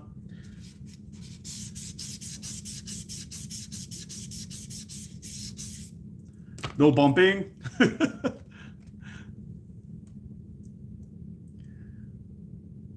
We can't get the cheese curd, I think, in the UK. I had it in Canada from a food truck known for the best poutine. Loved it. Yeah, I bet. Yeah, but in here in Quebec, just to let you know, bud, any French guy that has a restaurant says he has the best poutine. Anyone. Some of the best poutines I've had. There's this place, if you're ever in Montreal, there's this place called the Montreal Station Hot Dog. It's like a local mom and pop shop, fast food joint, sells hot dogs, French fries, smoked meat sandwiches, that kind of thing. But their poutine is fucking solid. Their fries are good. There's another one that's called the Carry Hot Dog. I don't even know if that one is actually still open, but their fries are absolutely banging and very, very good.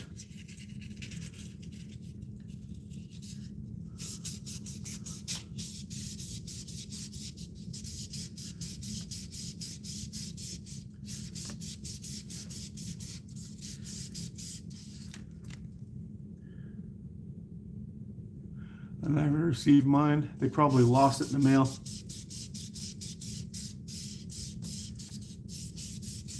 Well, I'll tell you what, buddy. If I'm being completely honest, the way Canada's going, it's a sinking fucking ship. I don't know where you're from, but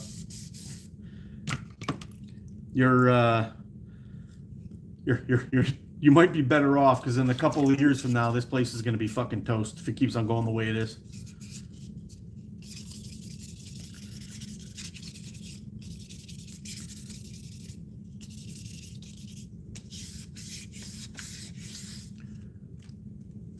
I'm not caught up here. With the Donair, of course I am. That's fantastic, man.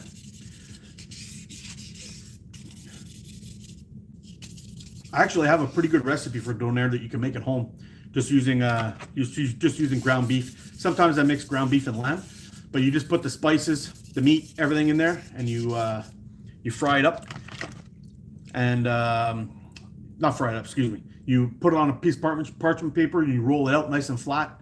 Then you roll it up and you throw it in the oven and you cook it wrapped up in the parchment paper. And when you unroll it,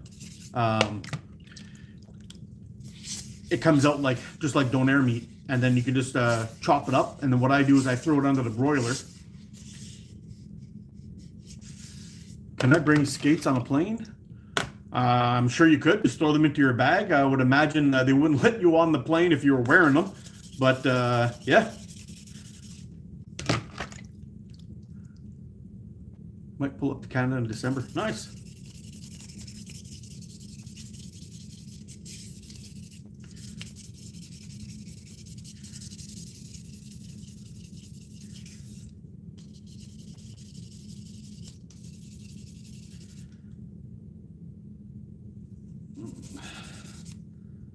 This one might need a little bit more work on the tips, but everything else looks good. See? That's going to polish up quite nice. But there's a little spot. See if I can rinse this off again. Maybe 2 spots now that I banged it. Yeah, you see that right here? A little bit of work needs to be done there still. I'll have to go back down to the 1000 grit and work my way back up again. So that's why it's always good to test them out. It's 1000, yeah. Nah, I'll get the piece. 25.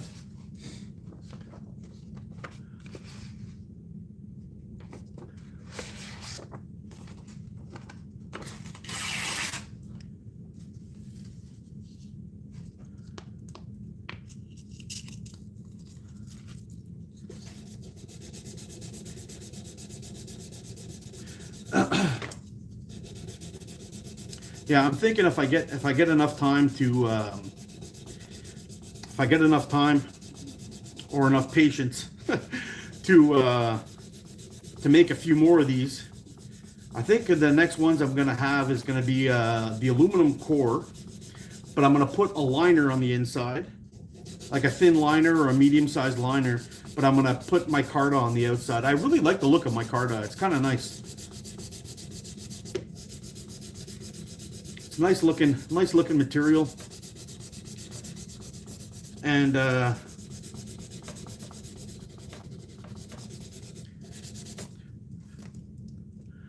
could have sworn I saw Ropa pop in here before. I'm sure I saw. Maybe it's just my brain. I don't know. No, that's Ron. Well, maybe it was just Ron I saw. I thought I saw Ropa.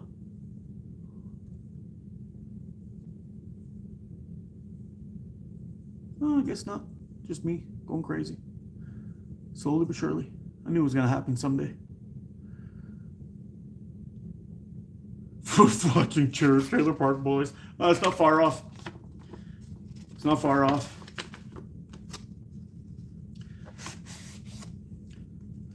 Yeah, I'm really excited though. Coming up to next year, it's gonna be sweet. We're gonna head on over to Algonquin Park, hop into a fucking canoe, and go canoe camping for 4 days, maybe 4 or 5 days, do some fishing. It's in the books. Right after Christmas, we're gonna book it. We gotta book it five months in advance or something like that, and get it all planned out. I think this time I'm going to go for the Kevlar canoe and just not run any rapids. They don't want you running any rapids with the Kevlar canoe, or they charge you for it, and they're pretty fucking expensive. So I think Ron P, not Ropa, bro figure. Yeah, that's what I thought. I thought I saw Ropa pop in here. I haven't seen him in a while. I should probably check in, see how he's doing. He's a good dude. Ron P's a good dude too.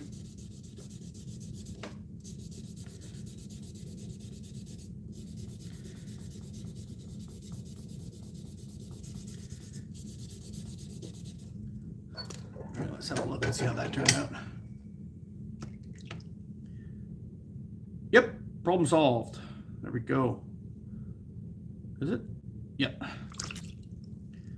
All right, so that one's going to be pretty much ready for polishing.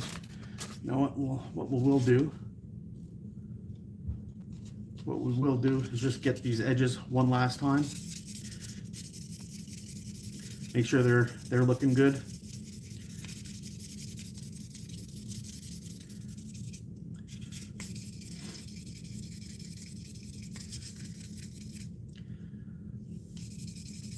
Yeah.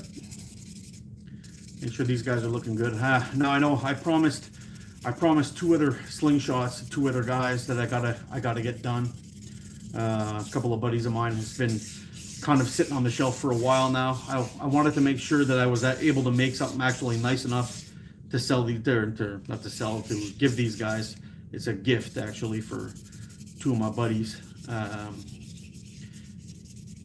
and I've kind of been slacking on that a little bit, but I didn't find that my quality was up there yet for those 2 dudes, so I'm going to get on those probably during the Christmas holidays while I'm wrapping up my last few frames and before I call it, and then that'll be that. So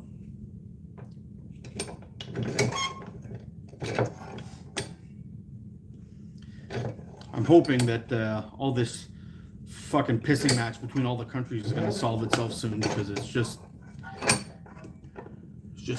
sucks. I try to be good, but I can be bad. Yeah, same as all of us, Ron.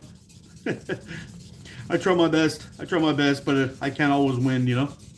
Sometimes I just get a little prickly, I guess you could say.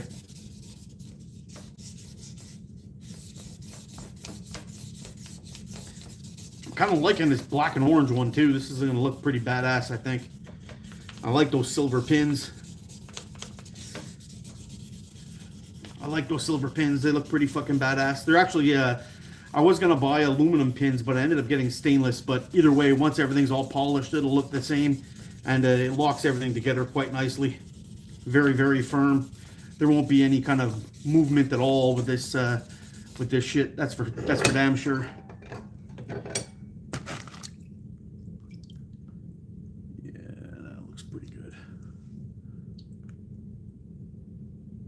That'll polish up real nice. That's very clean. Yeah, I got this one really, really good with the 1000 grit, and the 1000 grit was starting to get a little soft, so, or wore out. So it was probably more like maybe 15 or 1800 by the time I got up to the 1000 grit. But by the time I got to the 2000 grit, we're pretty close. So we're at 2500 now, which is a little bit of a step up, but that one was pretty close. I probably could have just buffed that one, and it would have been pretty good, ready to go. I'll finish that up with the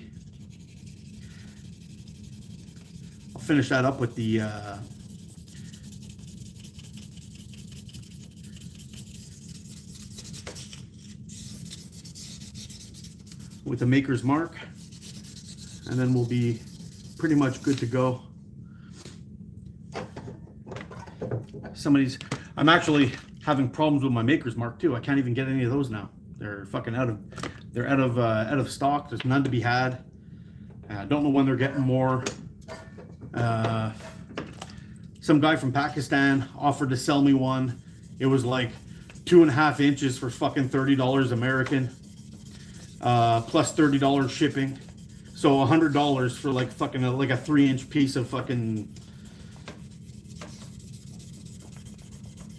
of a mosaic pin, which I'm not gonna do. So I've got my one guy here out in Canada that does them, but he hasn't had them in a while. Or the size that I want to get, I want to go from, I'm using an 8mm pin right now, but I want to bump it up to a 10. I think the 10 will look better, but he hasn't had the 10 in a while. It's getting a little annoying. Can't seem to get anything going the way I want to. So they may just be coming with no maker's mark. We'll see. I'm making your slingshot beautiful.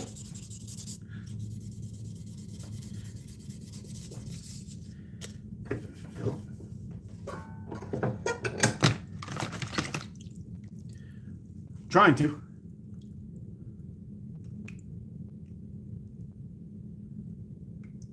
A little bit of dirt in there. Gonna have to get that, hit that with the magic eraser and get that out. But that's one thing. That's one thing I find rough when you've done all that work cleaning all these things up, and then you put it onto the. Is it 1,000 grit or is it 2,500? I don't fucking know. What's this one? Is this the one I had on there? Yeah, that's the one. When you get them looking pretty damn good, and then you hit it with a buffing wheel, and the buffing wheel pulls up some black shit from the aluminum, and that it actually runs into the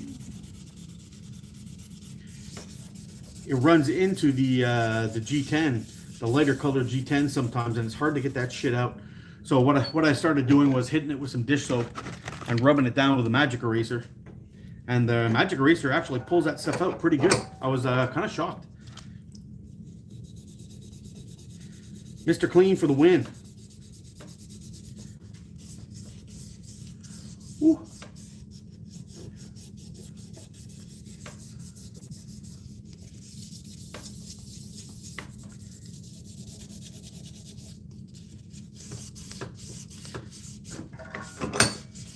Yeah, so tomorrow I will be going to the post office one more time, see if I can get that one, the one I just finished up. Oh, I'll show you what this one looks like again, for those of you who may have missed it. We'll get this one sent out to its new owner. It's a little half-natty. It's got a little, there we go, get that out of there. Little half-natty. Got a pretty nice finish on it, even though I'm putting dirty and wet shit all over it, but came out quite nice. I'm pretty happy with it. For a third go on that frame. That's what that's kind of like what these guys are going to look like when they're done, guys.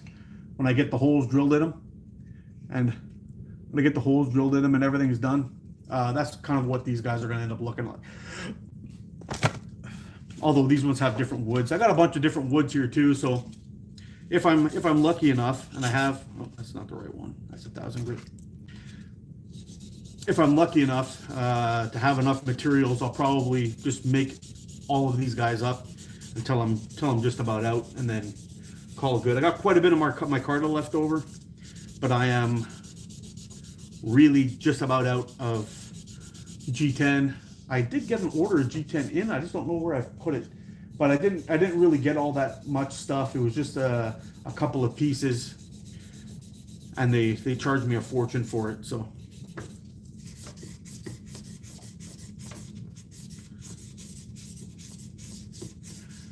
How many millimeter forks? They're 90s.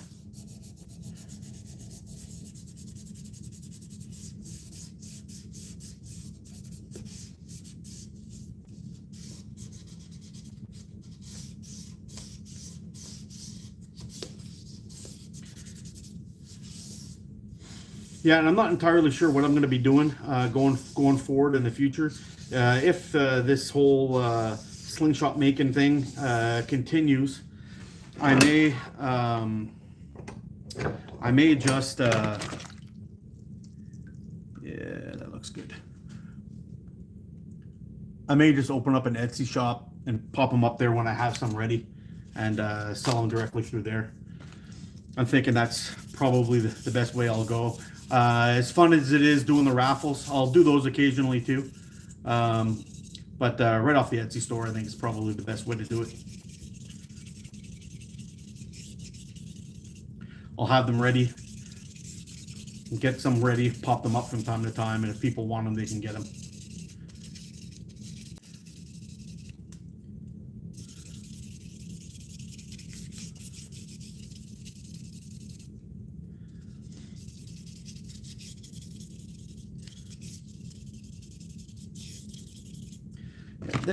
This one I'm probably gonna, the front of these look pretty damn good with the pins. One of these I think I'm gonna have to sand down a little bit more.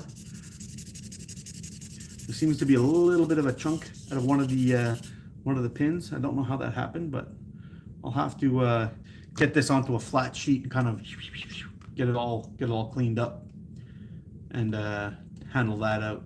That'll be doable. Yeah. All right, I'm happy with that. I'll have to let these dry and we'll check out all these little G10 edges. And if the G10 edges come out nice,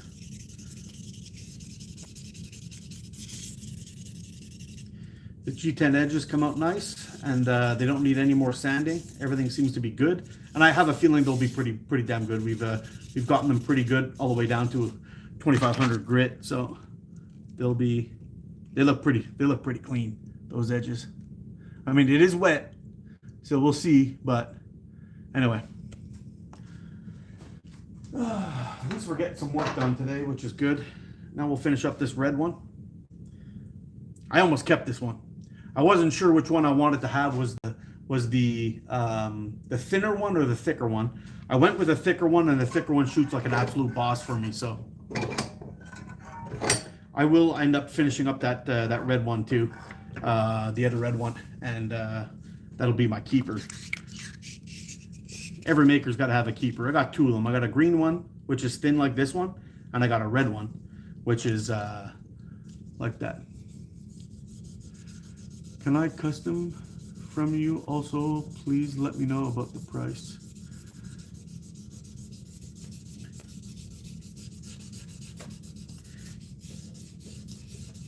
I don't really make customs, man. These are the frames that I make. If people want them, they can buy them when they're available. And if they don't want them, well, don't buy them. That's pretty much it. I'll be posting these up on my Facebook page when they're ready. And if anybody wants them, you'll know how to get a hold of me. Or probably some of the half-natties that are over there. I'll be doing those in a raffle. And you can have a chance to buy it to win one if you want it. But yeah, I don't really do customs on different widths and everything like that. This is what I do. It's red, Ron. I'll give you a look at it in a second there once I'm done sanding this side and I have to adjust it. It's red with a black liner, and it's nice and thin, this one. It's a nice thin little guy here. I'll give you an idea of it if I can find my tape measure. I got one right here. Yeah, it's right around a 1/2 inch. Or 12 millimeters, 12.5 millimeters for you metric fellas. But yeah, right around a 1/2 inch wide. Make sure I got the right one here again. I don't go back. Yeah. That side's pretty worn out.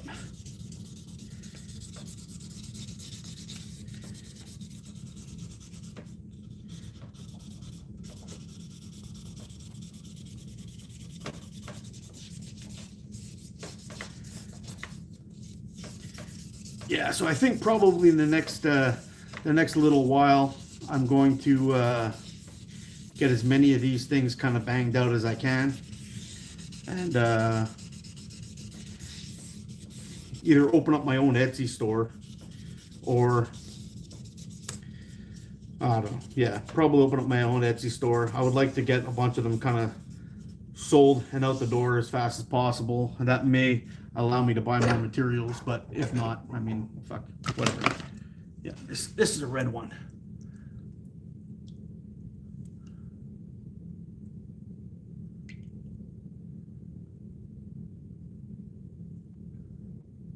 Fuck, I wish I can get some orange. I've been having a hard time finding orange G10.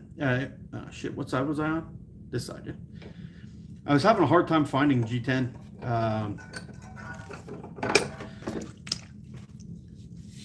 Every time I go to the place where I buy my G10, it's sold out. And I like to get 1/8 thick material with the aluminum cores. I find it looks pretty good. And I can adjust the width of the frames by the liners.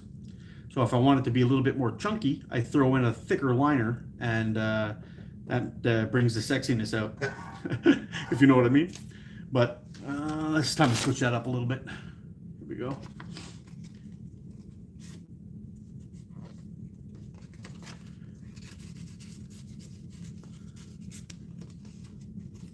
Yeah, so once we get this thing kind of, get all these done up, I'll probably put together a whole bunch of them and then open up an Etsy store or eBay maybe and do it.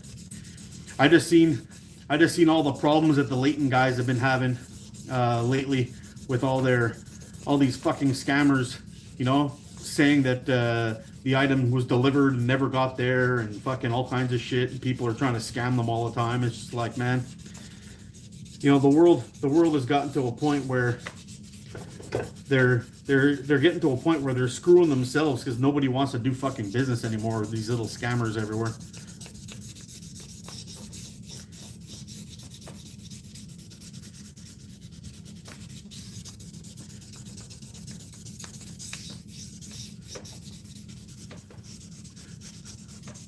Fuck them. Yep, I agree. I like the way the Leighton guys handle that too. They just troll them on the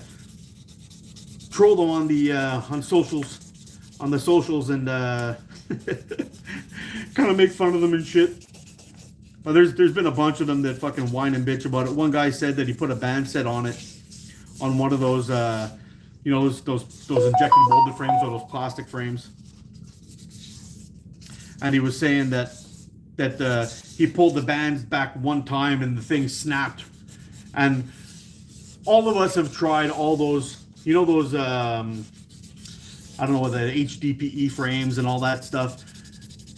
We'll all agree to one thing. Yes, they may not be the prettiest frames out there, but they're definitely capable and practically indestructible. And I would be absolutely shocked if anybody actually put a fucking 0.5 band or a 0.7 band on there, pulled that thing back, and it snapped. I literally watched Nick Hagerty lock his into a vise and beat it with a fucking hammer. With a sledgehammer, not even a small hammer, a big fucking hammer. Put a beating on it, and that shit didn't break. So anybody saying that shit happened is fucking full of shit.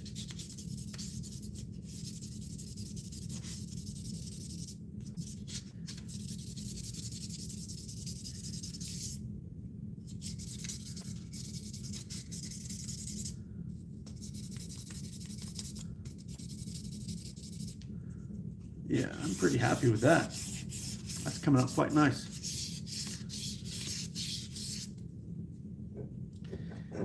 Yeah, once this hits the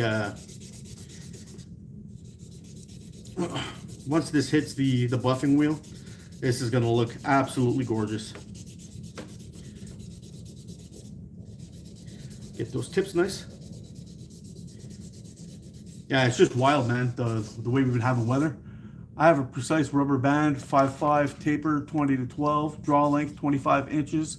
Which steel ammo would be used? I'm also a first-time Slingshot user. I would use 8mm steel for that setup.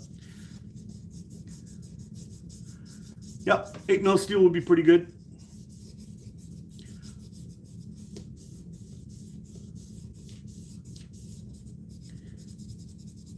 .100%. 8mm steel will be very good. I usually use 8mm steel. I usually use 0.45 to 0.6, depending on the season. So if it's cold out, if you use the colder it gets, like, I mean, you're hitting around that 0 mark, I usually go up to 0.5 bands. If you're going beyond the 0.5, if it goes beyond the 0 degree mark, I'll go down to the 0.55 or 0.6. One of my favorite bands, actually, for really, really cold weather is Southwell's Caddy's 0.55. It's a really nice elastic. It's got lots of speed to it. Really great stuff. I really like that elastic. And it'll send that 8 mil steel pretty damn quick. It'll hold no prisoners, if you know what I mean. There we go. That should be pretty good.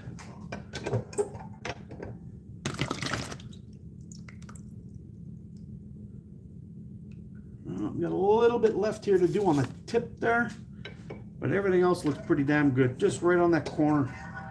Got some scratches there we got to get rid of. Flip that over.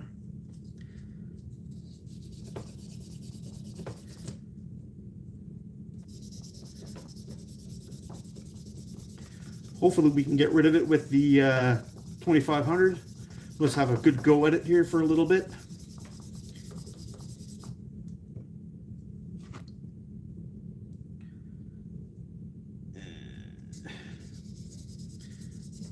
That's the only thing that sucks, is if you see those little scratches in there and you don't get those out.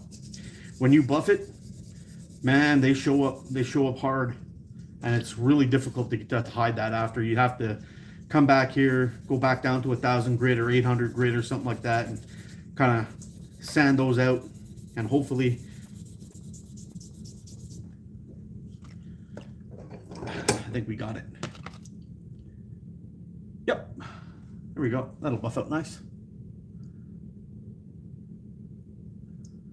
So that's another one done. Another one bites the dust, guys. Now, give me a second here. I believe these are all my bits and pieces.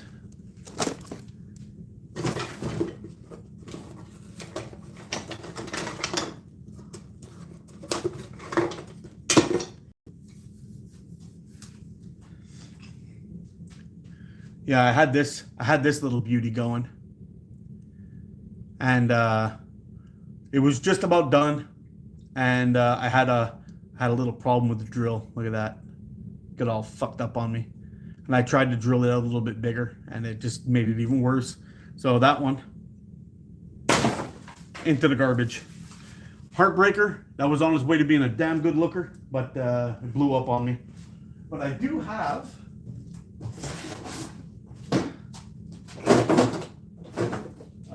some more lying around here somewhere. Some kind of half-finished ones.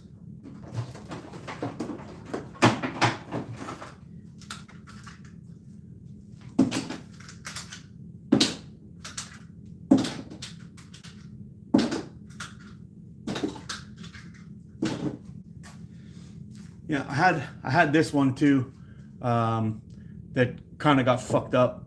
It was on its way to looking pretty good, but there was a little bit of a problem with the liner down in the corner here. I don't know. This one will probably sell as a second. I'll let this one go for like 60 bucks or something when I get this guy done. But I gotta sand it down. It's gonna look pretty cool, but I'll have to sand that down and get her done. I have the clips. Everything's already made. So how do I do the clips? Ooh, Randy, questions asking my secrets. I'll gladly tell you in a second. Here they are. This is what I was looking for.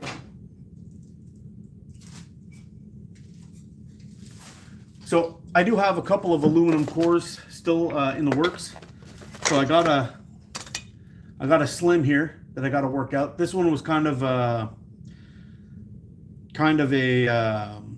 I don't know what you say it. This was before I had my templates done properly. So this one's going to be kind of tough to figure out. So same with this one. But this is one that very similar to the one I sold to Randy Cassidy. I believe it was Randy. I think it was Randy. Yeah. And I got this one here that I got I'm working on. I got to get with this one with a burr and shape it all out, get it all done. And I think this one I'm going to be gifting to somebody. That one's going to be gifted. This one, I got to find the front piece to that so we can get that going. And then I got another one with a double core of that thin stuff that I gotta do. Once that's done, I don't know. I got a bunch of unfinished pieces here that I just want to get done and get out.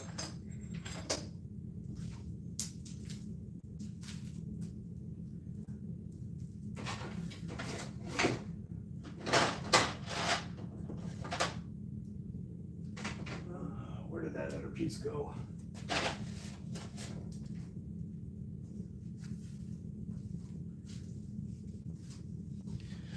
Yeah, I don't know where that other piece went, but this is one of my templates that I have, and I think what I'm going to do with this is basically what I will do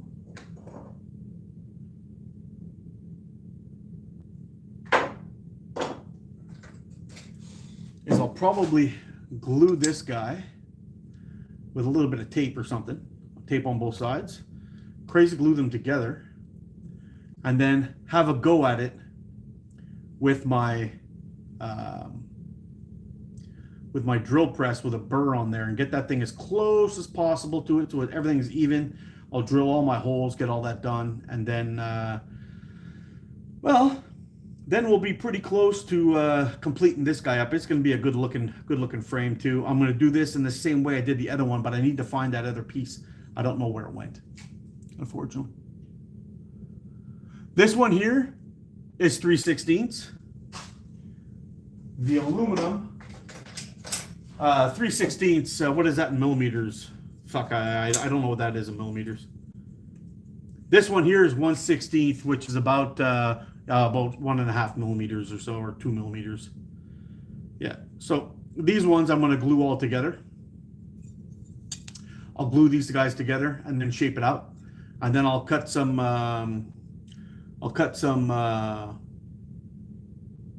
Fuck, maybe we'll do that today. Get this one done. That'll be a good one to sell. I've got some material. That would look pretty badass. We'll make a nice little wrap and tuck jobby here. Bing bang. And what else do we got? What else do we got? Some carbon fiber will look fucking badass on that. Let's see. Let's see what we got. Hold on a second, guys. Don't go away. I won't be gone long, I promise.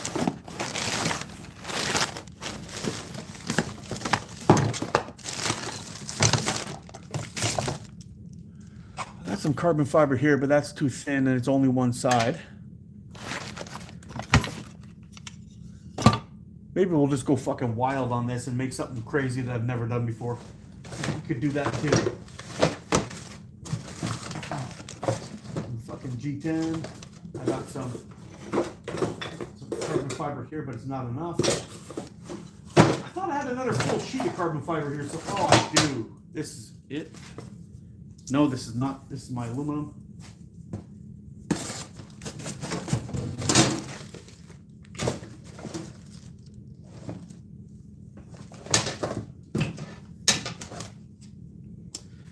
I thought I had another sheet of carbon fiber, but maybe I don't. I do have this one. I do have this carbon fiber, but it's kind of thick. I was hoping to get a thinner one. I'll have to really figure out how I want to make that one. Maybe I'll just sell a giant chunk of carbon fiber Avro, call it something cool. Don't go, Dad. Don't worry, I'm not going nowhere. Oh, you farted. Good. Yeah, fuck, I was sure I had another a full sheet of carbon fiber in here somewhere. I just don't know where I put it. Maybe it's just a dream. Fuck, I don't know. It was a full sheet. That's all wood. Yeah, I was sure, unless I did use it up and I just forgot, which is possible. I am fucking old. Let's see what we got here.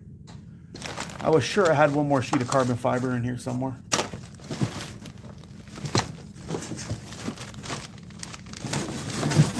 That's a stainless steel sheet. No, I guess I don't. I guess I'm fucking dreaming, man. Sorry, guys. All right. So you know what? If that's the case,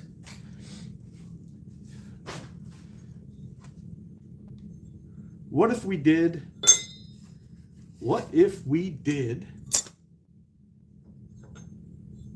Okay, we need these guys for sure.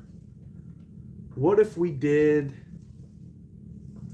Let's have a look at our micarta. I think that one will be pretty cool. It'll be a cool frame. Let's see what we got here. Unless it's upstairs. It might even be upstairs in my my little sling cave. I got some big chunks of micarta here. This a black? This is a weird color. Let's see. That's that brown.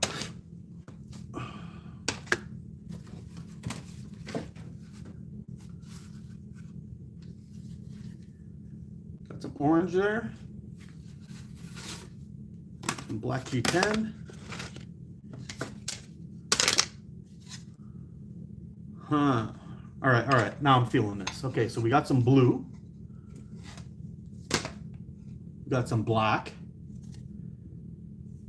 How thick would that be? Okay, here's some micarta. We got enough for a core. All right, so black micarta, aluminum core,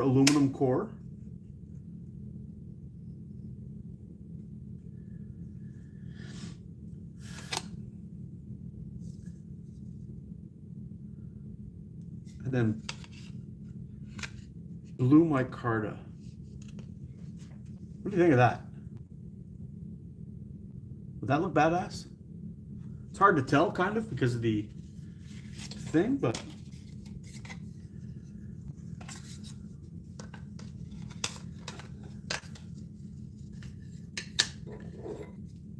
maybe like that.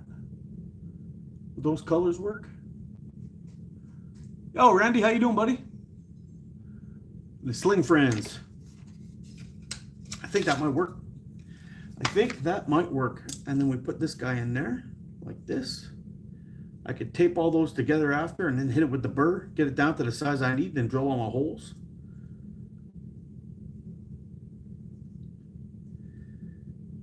Yep. I think that's what we're gonna do. I think that's gonna be pretty fucking cool. I think that's what we're gonna do. All right, let's find my tape.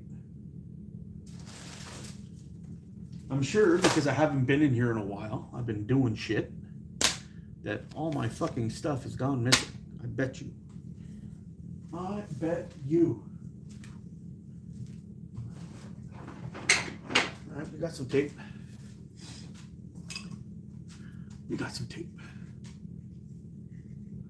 How many layers of aluminum do I use? On this one that I got coming up right now, it's gonna be 2. It's gonna be a double core. And whether I make it with clips or not, we'll have to wait and see. But I think it'll be pretty freaking cool, nonetheless.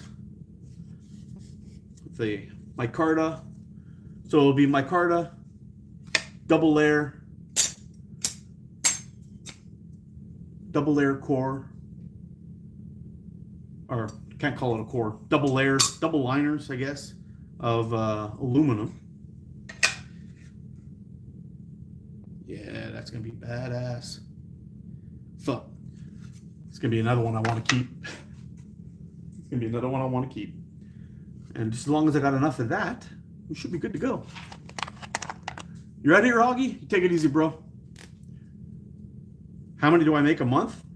Not nearly as many as I could, but not very many.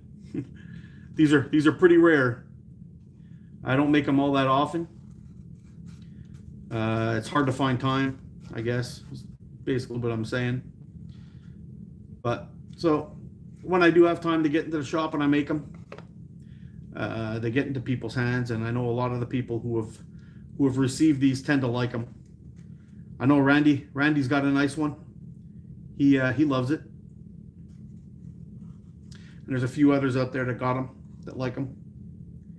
And they're pretty good looking slingshot. Fun to shoot. It's my go-to.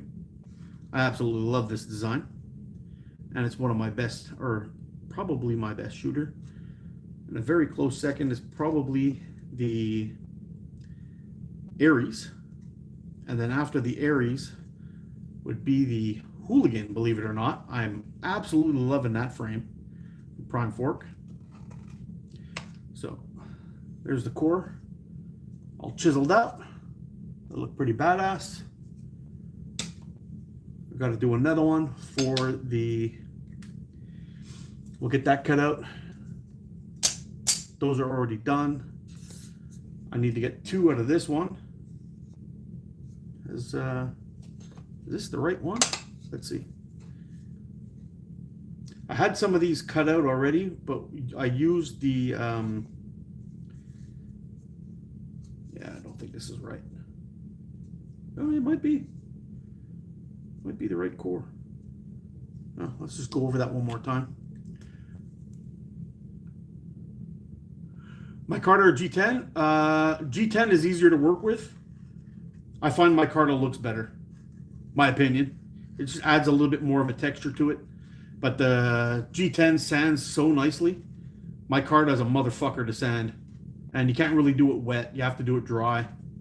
Which becomes annoying in its own because you have to wear a mask and all that stuff. And when I'm out here sanding like this and I'm wet sanding with aluminum and G10, as long as you keep it wet, you don't really need to wear a mask. You're pretty much good to go. But as soon as you set that up with a, as soon as you start sanding dry, you really don't want to be breathing that shit in. So it's definitely better to wear a mask. But micarta doesn't sand well at all when it's wet. I've had big trouble sanding micarta when it's wet. So I like to dry sand it all the way, and it's quicker work that way. And really, in the end, you don't want to spend too much time, just sitting there sanding and doing all kinds of shit. I mean, we've been at it for 2 hours. 2 hours. There's been a lot of chatting and shit going on too, right? So to be fair, but we've been at it for 2 hours, and we've sanded pretty much to completion 3 frames. The work is in there. I'm sure there are faster ways to do this. I just have not figured that out yet. So it is what it is. But we got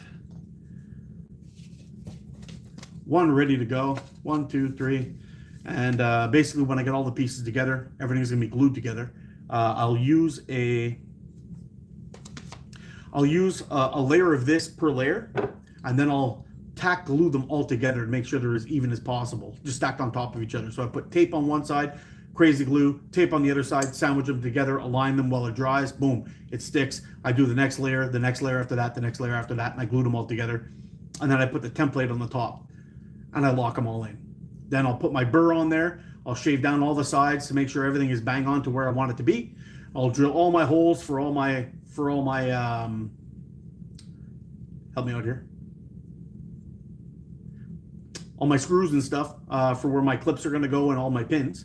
Once that's all done, then I'll just lock everything together and start sanding.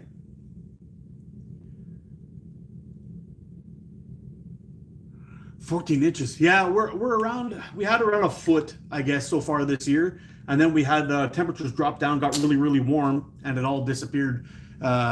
We had freezing rain and all that shit, and it all disappeared. So I guess at this point now, it's just like a waiting game to wait for when we get shit on by a lot more snow.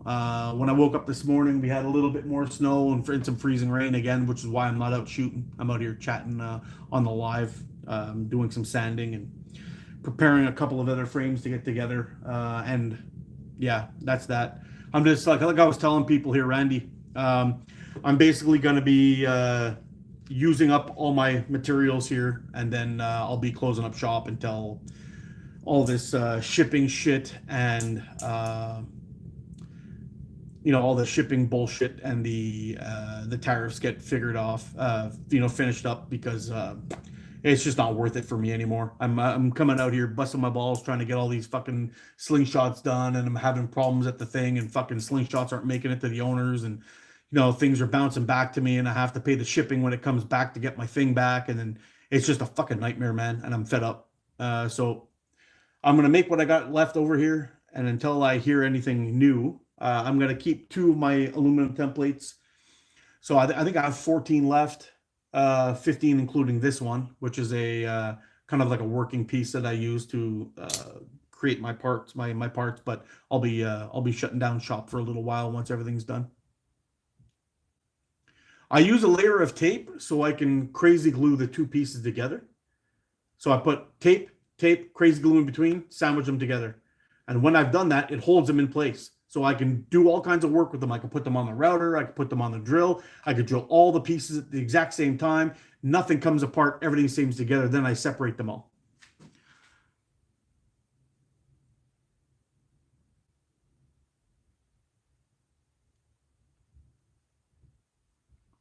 I just saw an obese black girl eat cornstarch on Love with 2K viewers. Yeah, well, I guess I guess I guess she's putting out some good content. Yeah. Yeah, it just sucks, dude. Like right now, the last couple of slingshots that I made, I actually had to pay taxes before I even shipped it. The Canada Post has got this thing going on where I have to download this stupid fucking app, and I gotta pay taxes before they go out, and then it's just like one thing after another. So I'm paying taxes to go into a new country, or even in my own. No, only in a new country, and then um, whatever happens when it gets to the next place, it also causes a problem. What is the need for separating the layers? What do you mean? Oh, okay. Okay, just to give you an idea of what I'm doing here, okay? So once I have all my pieces cut out, now you see this one here? This one was kind of rough cut out of aluminum, okay? Now this one is a laser precision cut. This is bang on, okay? Even both sides, everything's perfect. So what I'm gonna do is I'm gonna take this guy, I'm gonna stick this guy on here, I'm gonna glue the 2 layers. And when I'm hitting it when I'm sanding them down or grinding them down with the burr that I'm using, it'll shave it down just to the edge of this, so everything's pretty much close and bang on. But if I'm able to, I might as well just go ahead and do it all at the same time. So I'll cut all these guys out. I'll stack them all on top of each other. The top piece that I'm going to be using is going to be the template. And I use the burr to route them out, or to clean them out, until I get down to that simple layer that's very close. At that point, I'll keep everything all together. I'll drill all my holes in the piece, and then everything will be perfectly in line. Now, when I take them all apart and I separate them and I clean them and I sand the edges together and I actually do glue them together with all the pins inside and everything, everything's going to be lined up, ready to go. Boom, it's done. I don't have to worry about going back, cleaning up any holes, making sure everything is done. Everything is there. Bang. Everything clicks together. Click, click, click. Done. No problems. So in this case, I would use a 5mm hole. This is a smaller than a 5mm, but I use a 5mm hole. But when I've drilled all my holes in here, everything comes out perfect. That's why I do it like that. No, it's good, man. Ask the questions. If you want to make your own, that's definitely the way to go. Ask your questions. It's important. So what I also do is I'll take a straight edge. Hold on a second. Let's see if I can show you this.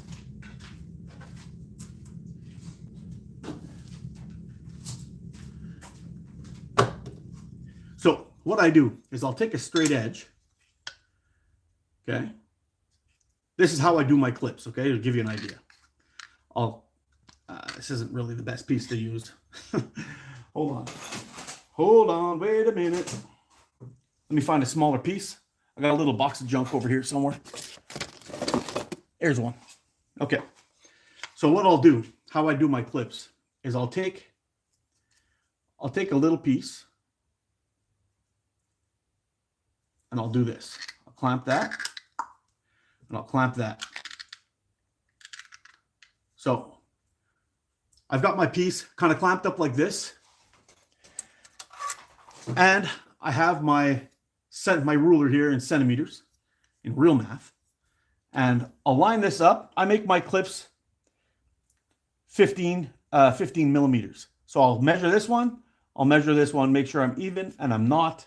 So let's just slide that down just a little bit.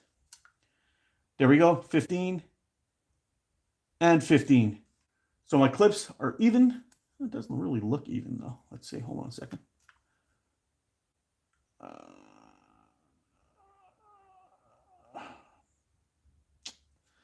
It's a little bit finicky, trying to get it right. Okay, so my clips are even, 15 and 15. Now what I do is at this point, I'll put tape here, or yeah, I'll put this thing on here. So I've got my other piece set up. I'll put that on there. I'll put tape there, set it all up, and then I'll take my next piece and I'll put it under there and then run it around. Now I know what my size is. So when it's time for me to do my clips, I'll turn this guy around. I'll lock it into place because it's already on there and I have that other piece. And actually it'll be like this. And then I'll just come by with my pen. I draw that out and I cut those pieces out, and I do that same tape trick. I take the tape on one side, tape on the frame side, glue the two together, and then I'm able to drill my holes, and everything going through the same hole from the beginning, 3 millimeter hole all the way through, will make the holes line up perfectly, like one of these. See that? Look at that. Bang on. Everything's perfectly even.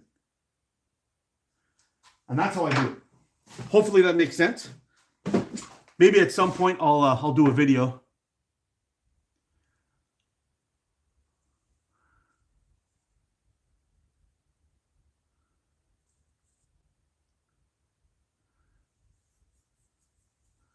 That's what I heard about your mom.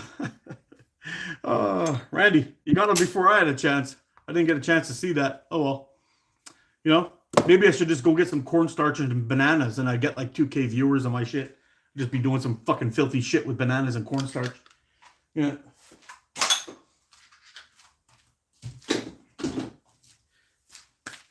Oh, the wild thing is I actually prefer to have a small crowd of people in here. When I do that, I can actually enjoy my conversation, whatever it is.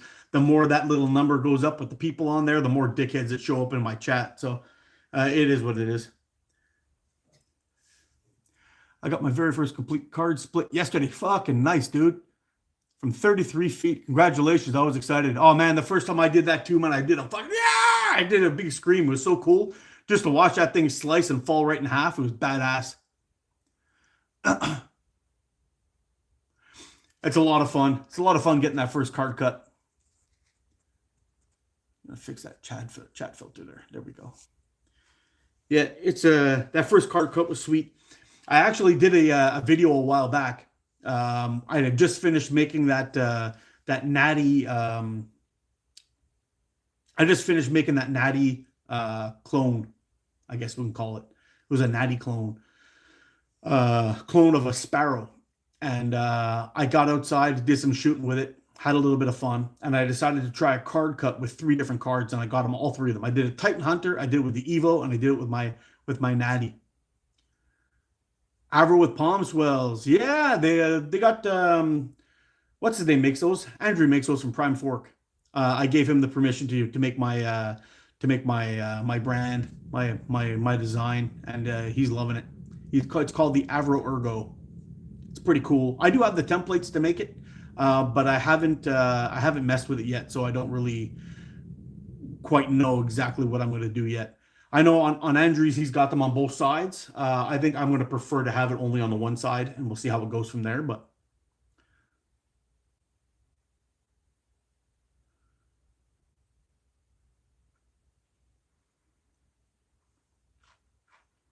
it takes a little bit of work.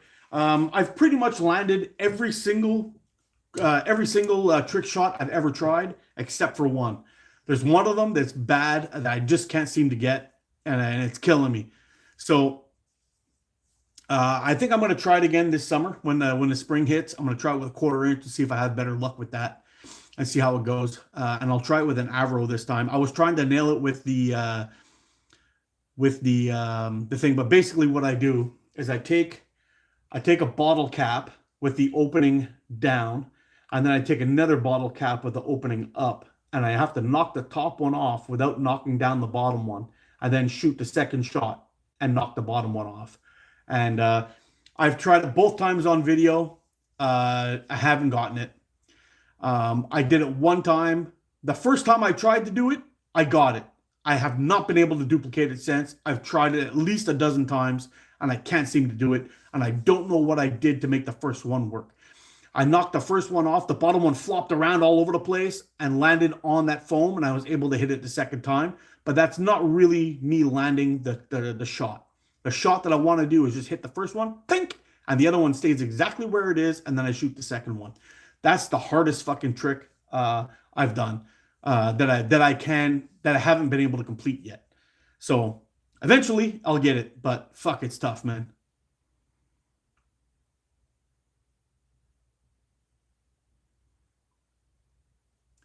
Yeah, the putting out the candles, the tea lights, I find it pretty easy. And the bigger the ammo you use, the easier it gets because you're generating more wind, right? So if you're shooting 3/8, it's easier. Shoot it with the 8mm steel, it's a little tougher. Shoot it with 1/4 inch steel, it's way tougher.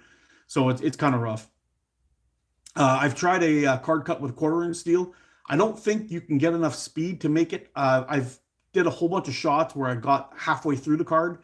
I have not gotten all the way through it yet.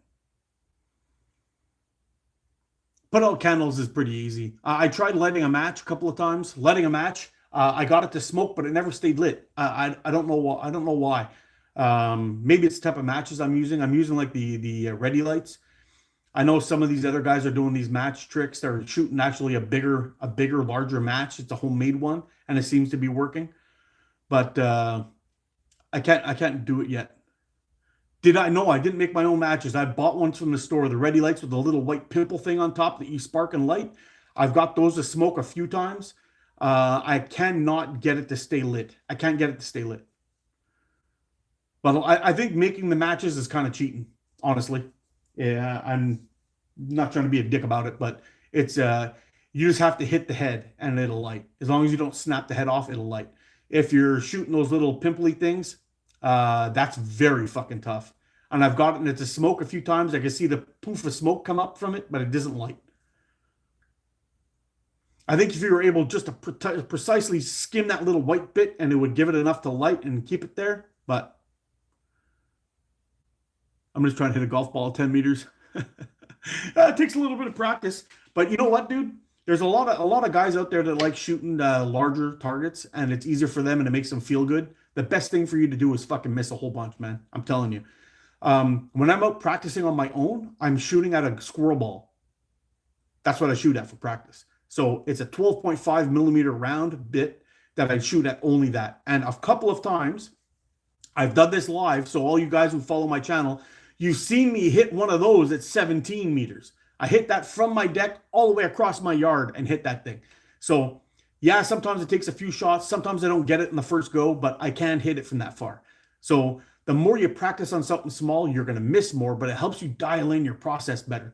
How to hold your thing, how you're going to release your grip, how you're aiming at those things. That's way better to do it that way than it is to shoot at like a large target all the time and hit it over and over and over again. I've been shooting a silver dollar 38mm from 92 feet from my bedroom window. Yeah, it's fucking awesome, dude.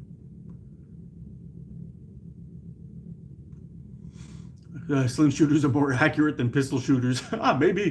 Maybe. I used to do a lot of that shooting back in my day. And here's some more wood I got here too. Look at this. These will make some nice half-natties. Show you this. I used to do a lot of pistol shooting when I was young, and it's a lot of fun, man. It's a lot of fun. Here, check this out here. So I got some of this, which I'm not even sure what it is. It might be Wengewood, maybe. I think it's Wengewood, if I remember correctly what they said. I got some Purple Heart. I don't know how that's going to look like, but I kind of want to do this with some green liners. If I got some thin green liners, that'll look pretty fucking cool. I got this one. This is some, this one's walnut, I think. This one is paddock, I think. And I got some of this. This is walnut. So I got some of these guys ready for some half natties. That's basically the rest of my wood kit. And I got some other wood bits here somewhere in this. Oh fuck, that's a nice one too. Look at that. This is a Bordeaux, it's called. It's like a deep purpley red wine color micarta. That'll be pretty nice too. That would look great with some of these little dual core guys. I might make some more of these. The dual cores are really nice. It's just a lot more work. That's the only problem. It's the only problem I got with those. But that's a nice one we'll get into the works with.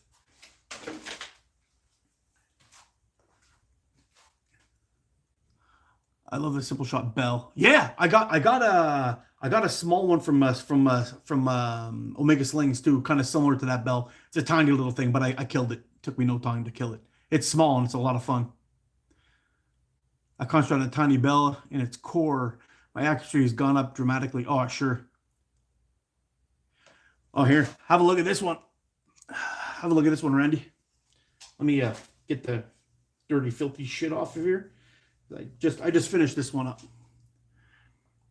Nice little walnut, half natty. How did that finish come out, eh? Look at that. I mean, I see a little spot there now. Fuck. But it's going to have to go the way it goes. That's pretty damn good. That's the crazy glue finish I got on there. Like that maple leaf. That's my maker's mark right there, but I'm having a hard time getting it now. Unfortunately. But where am I obtaining big sheets of micarta? Well, I was obtaining it. I was getting it from Maker's Material Supply in Texas, but I can't get it there anymore because they charge me too much tariffs. So not Maker's Material Supply, not them. They're a great company to deal with, to be honest. I fucking love them. Their work is they make they do their business quickly. They don't fuck around. You get your shit real quick. They're a fantastic company to deal with. Nothing but props to Maker's Material Supply. I can get it from Valley Composites. It's in China, but it seems like a shit ton of people are buying from there, and there's not really much selection anymore. They're always empty. They're always out. So, yeah. So that's that. But I got some nice pieces here that we can get a couple of frames done with, and we'll see how that goes. But anyway, it is what it is. Once all this shit's gone, that's it. Shop's closed until things change. So maybe forever, maybe for 5 minutes, who knows.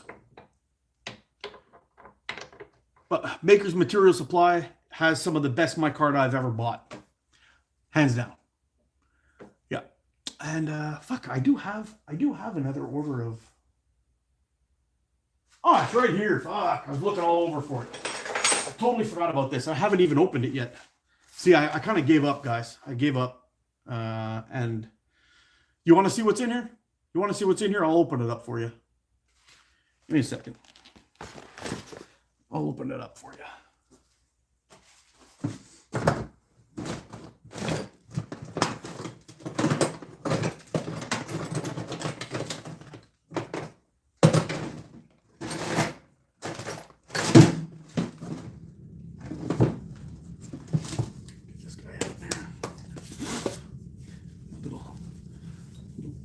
Bag of tricks.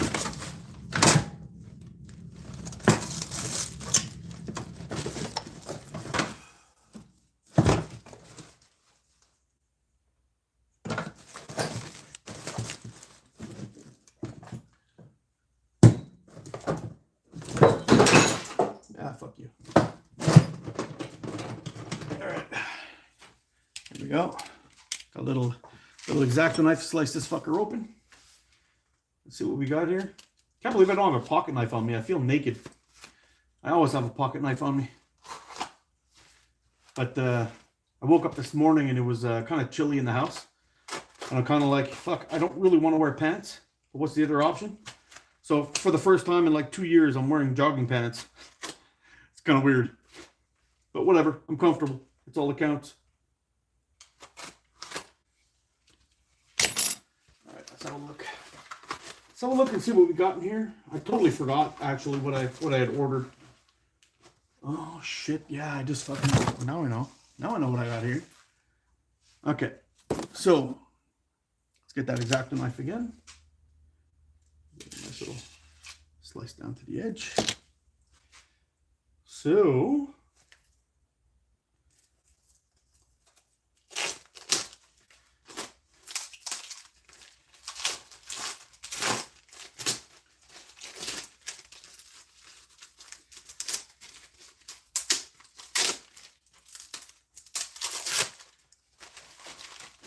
I got some more of this cobalt blue. So I got some pink, which is pretty cool. I like the pink. I think pink and brown micarta might go good together. And I got some, so that might be pretty cool. So we got some pink. I got a nice 1.5 mm black liner, which I find looks really good when you separate the two aluminum cores. Got another orange liner, because apparently you can't buy orange anymore. I got a nice chunk of black G10.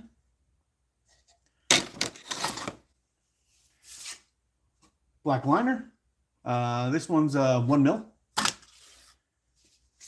some toxic green, because we all love toxic green.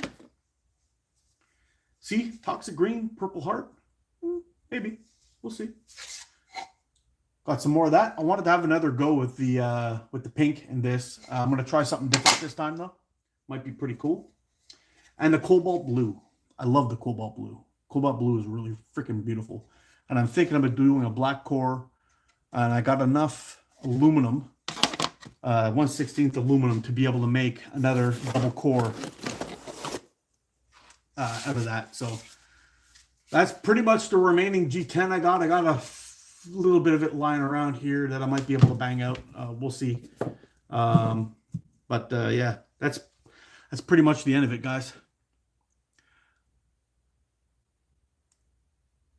What's my total frame thickness? I've got a few different thicknesses of difference. This one here, these half-natties are usually around 12 millimeters or a 1/2 inch thick. This one here is a little thicker. This one's like, I think it's like 5/8 maybe.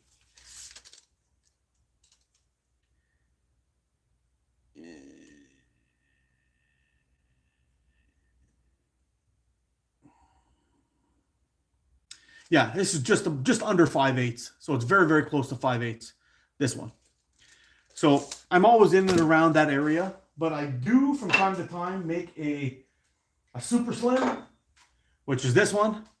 Super, super tiny, good for light bands. I wrap them, I do a quick wrap and tuck with them. You could slide this into anywhere, and it's pretty good. But this is what I call a super slim. So basically with this guy too, I'll follow the same kind of rules. I'll put a little bit of tape on the front end of it. I'll glue this guy I'll put a little bit of tape on the core. I'll glue this guy too, and then I'll hit it with the burr until I get it as close as possible, and then finish it off with a very, very light sanding and get it all nice and clean. And that's pretty much it. I'll put a very light groove in the front, wrap and tuck, done. Very simple, super light, easy, quick little shooter for outdoors, EDC, that kind of thing. But that'll be that too when I have some time to get into that one. What's the different cores I use? Sometimes I use aluminum, which you saw this one. That's my aluminum core. And then if I'm not going to be using this, and I'll be using, just say G10 or whatever it is, I'll use this as my template and shape out all my shapes with using this. So I'll put my tape on the thing. I'll draw it out like I showed you before. And then when it's time, I'll put a little bit of tape on here, glue this one to that one, and then pass my drill bits into all the holes, get all my holes lined up absolutely perfectly. And then it's on like Donkey Kong after that point. Everything is pretty much glued together, put the pins together, boom, there it is. Clean the holes out for the clips if I'm going to use clips. If not, then I just put in my 1, 2, 3 holes. And then this one, I should probably widen this one out for my maker's mark and get that dialed in also. But the these holes here, this one, all 5mm. This one is a, I think I used a 20 for that one if I remember correctly. I've got a special one that goes in there. It's like a diamond grit, drills the holes really, really nice. Anyway, it holds up pretty damn good. Shoots good, holds well. And that this will be used as a template or a core. So I have, like I was saying, I think I have 14 of these left. I'll use these as I go. And then final grit on the sandpaper. I use 2500. 2500, and then I hit it with a buffing wheel, and I use what do you call it? Super fine grit to polish it up at the end. It's this one here. I'll show it to you. I've got some light blue.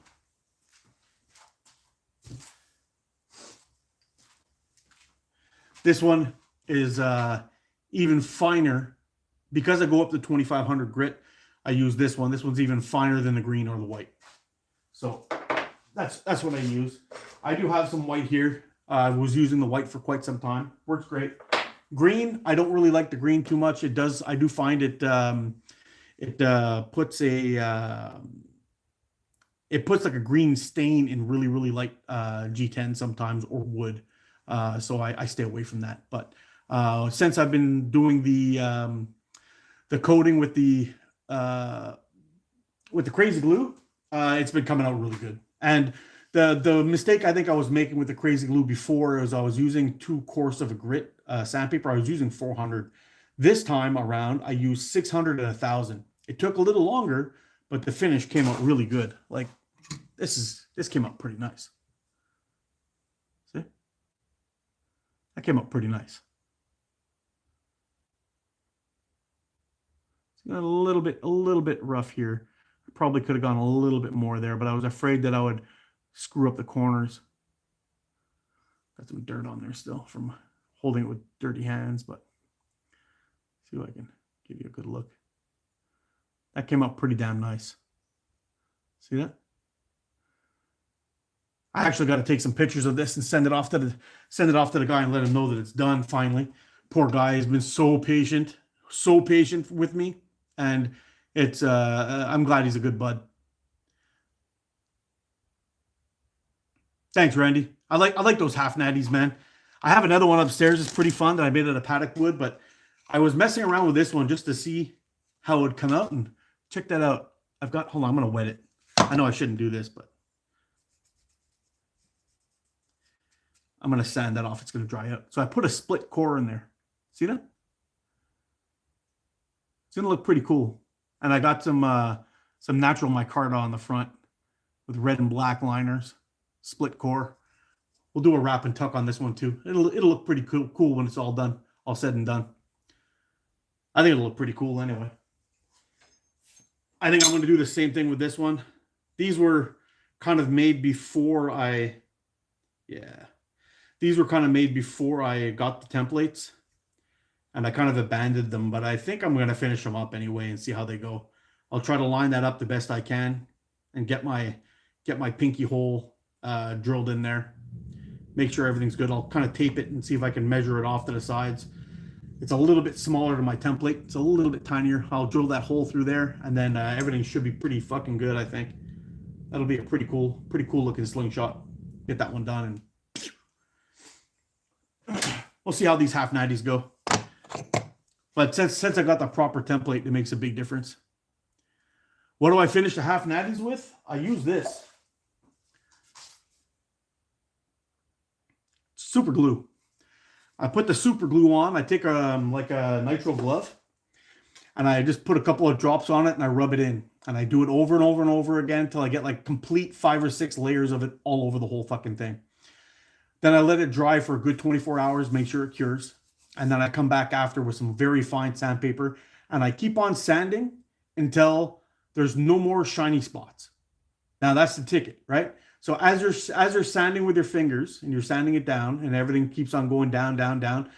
If you see any shiny spots, that means it's deeper. So you want to get down to that level to where those things are cleared out. And you have to kind of clear it out. You sand it down, and this is how you get that finish. This is this. It's exactly what I used here. Look at that. That's gorgeous. See? It's super durable. It's super durable. It takes an ass whooping, and then once you sand it on down, that's what you'll wind up with. Something absolutely beautiful. It looks like it's encased in glass. It's pretty cool. If you're ever looking for it, how thick? Okay, here's the thing. I was talking with Jordan Smothers, who showed me. He gave me some tips on how to do it. So the first coat that he does, he uses a super liquidy one, something like this, a super liquidy one that's very loose. So as you put it on, it just soaks right into the fucking wood, and that's the best thing to use. And then after that, use a medium. That's what he does. So this one that I'm using here is a medium. And I've gotten good results with this. But what I've done, I think that made a bit of a difference, is I put the Slingshot in my pocket for a while, let my body heat warm it up quite a bit, and then I started putting the glue on, so it kind of soaks into the wood a little bit and seals it up good. The liquid one that he uses, it's kind of the same thing. So the next time I try this, I am going to order some of the thin ones, put that on first as a first coat, and then do my medium one afterwards and let that go. I'll probably do 2 coats of the thin and then 3 coats of the thick. And then once I've got the whole thing covered up, I'll let it dry 24 hours. I hang it on. I have like a little file that I have. It's a chainsaw file that I use to clean up my band grooves with. But I hang it on that on my workbench and until it dries, and that's it. No, I don't do that with my G10 frames. I've never tried it actually on the G10 frames. I'm wondering if I should give it a whirl. Some like Andrew gets these fucking G10 frames just gorgeous. I don't know how he gets them there. He must do a shit ton of sanding. There's something I'm missing in the sanding aspect of it that's holding me back a little bit. I got to figure that out. Slingshot Shenanigans uses super glue too. Yep, he does, and he does amazing work too. I would love to get one of his frames actually. I love that guy's channel, and for some reason, I think because he does a lot of hunting on his channel, I think they slow down they slow him down in the algorithm a little bit, which is kind of shit because his channel's fucking great, man. He's a good dude. So I got some more here. I got a little bit more Purple Heart here. This one's plum. Plum's actually pretty nice looking wood. Yeah, I got some paddock here, and then I got a bunch more paddock, but it's a little bit thick. I'm not sure if I'm liking it. I'm not even sure if I'm going to use it. Yeah, unless I do a wood one side, and a micarta back or something with a thicker micarta, like a 1/4 inch or something. I think that might be pretty cool. Do a little wrap and tucker. That might be all right, but these ones were a little bit thick. They said they were supposed to be 1/8. These are not 1/8. They're almost a 1/4 inch. So yeah, it is what it is. The Purple Heart's pretty cool. Nice looking stuff. I may try to, I don't know, figure it out too. He's a damn good shot too. You fucking right. He's shooting 11 mil steel too. Guy's a maniac. What grit do you use before you coat it? Do you want it rougher so the glue soaks in? Nope. What I do with the super glue, I sand it down to where it would look pretty as it is. So I go all the way up to like 1,000 grit on there.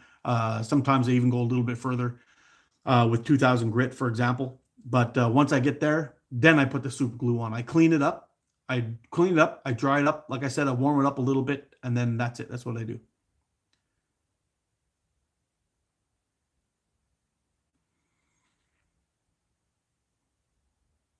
If your wood is nice and dry and there's no humidity in it and all that kind of stuff, it'll work just fine.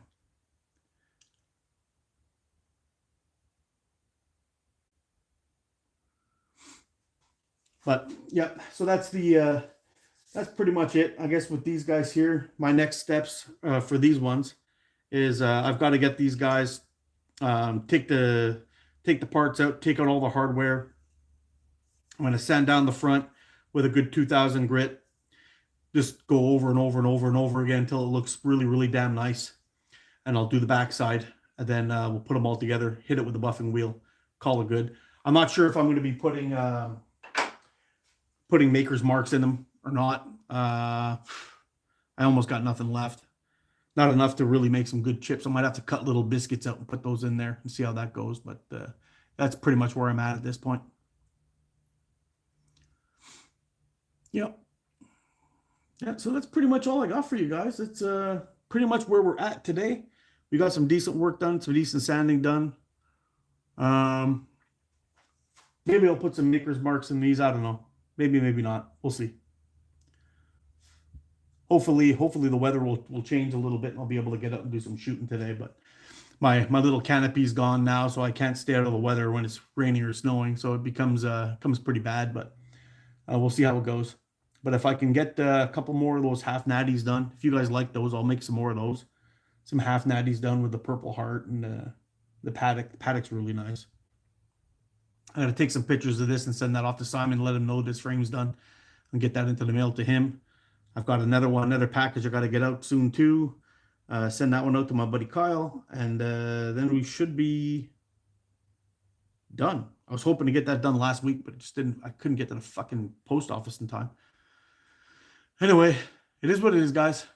We're gonna wrap this one up. Thanks for joining me. Keep me company. I was getting some work done. Do you glue the maker's mark in? Yeah, I do. Yeah. I drill the hole in with an end mill. I measure it out.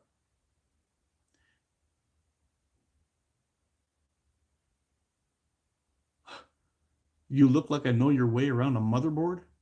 Don't even know what the fuck that means. Is that computer shit, dude? You got the wrong guy.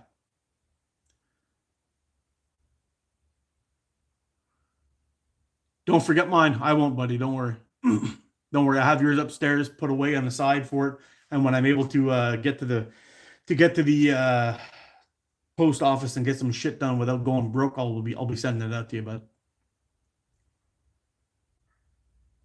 All right, folks. You guys take care. Stay safe. Get out and practice. Be good to each other. I'll see you again soon. I love you guys. Are freaking awesome, and you're all fucking freaking awesome. Bye for now.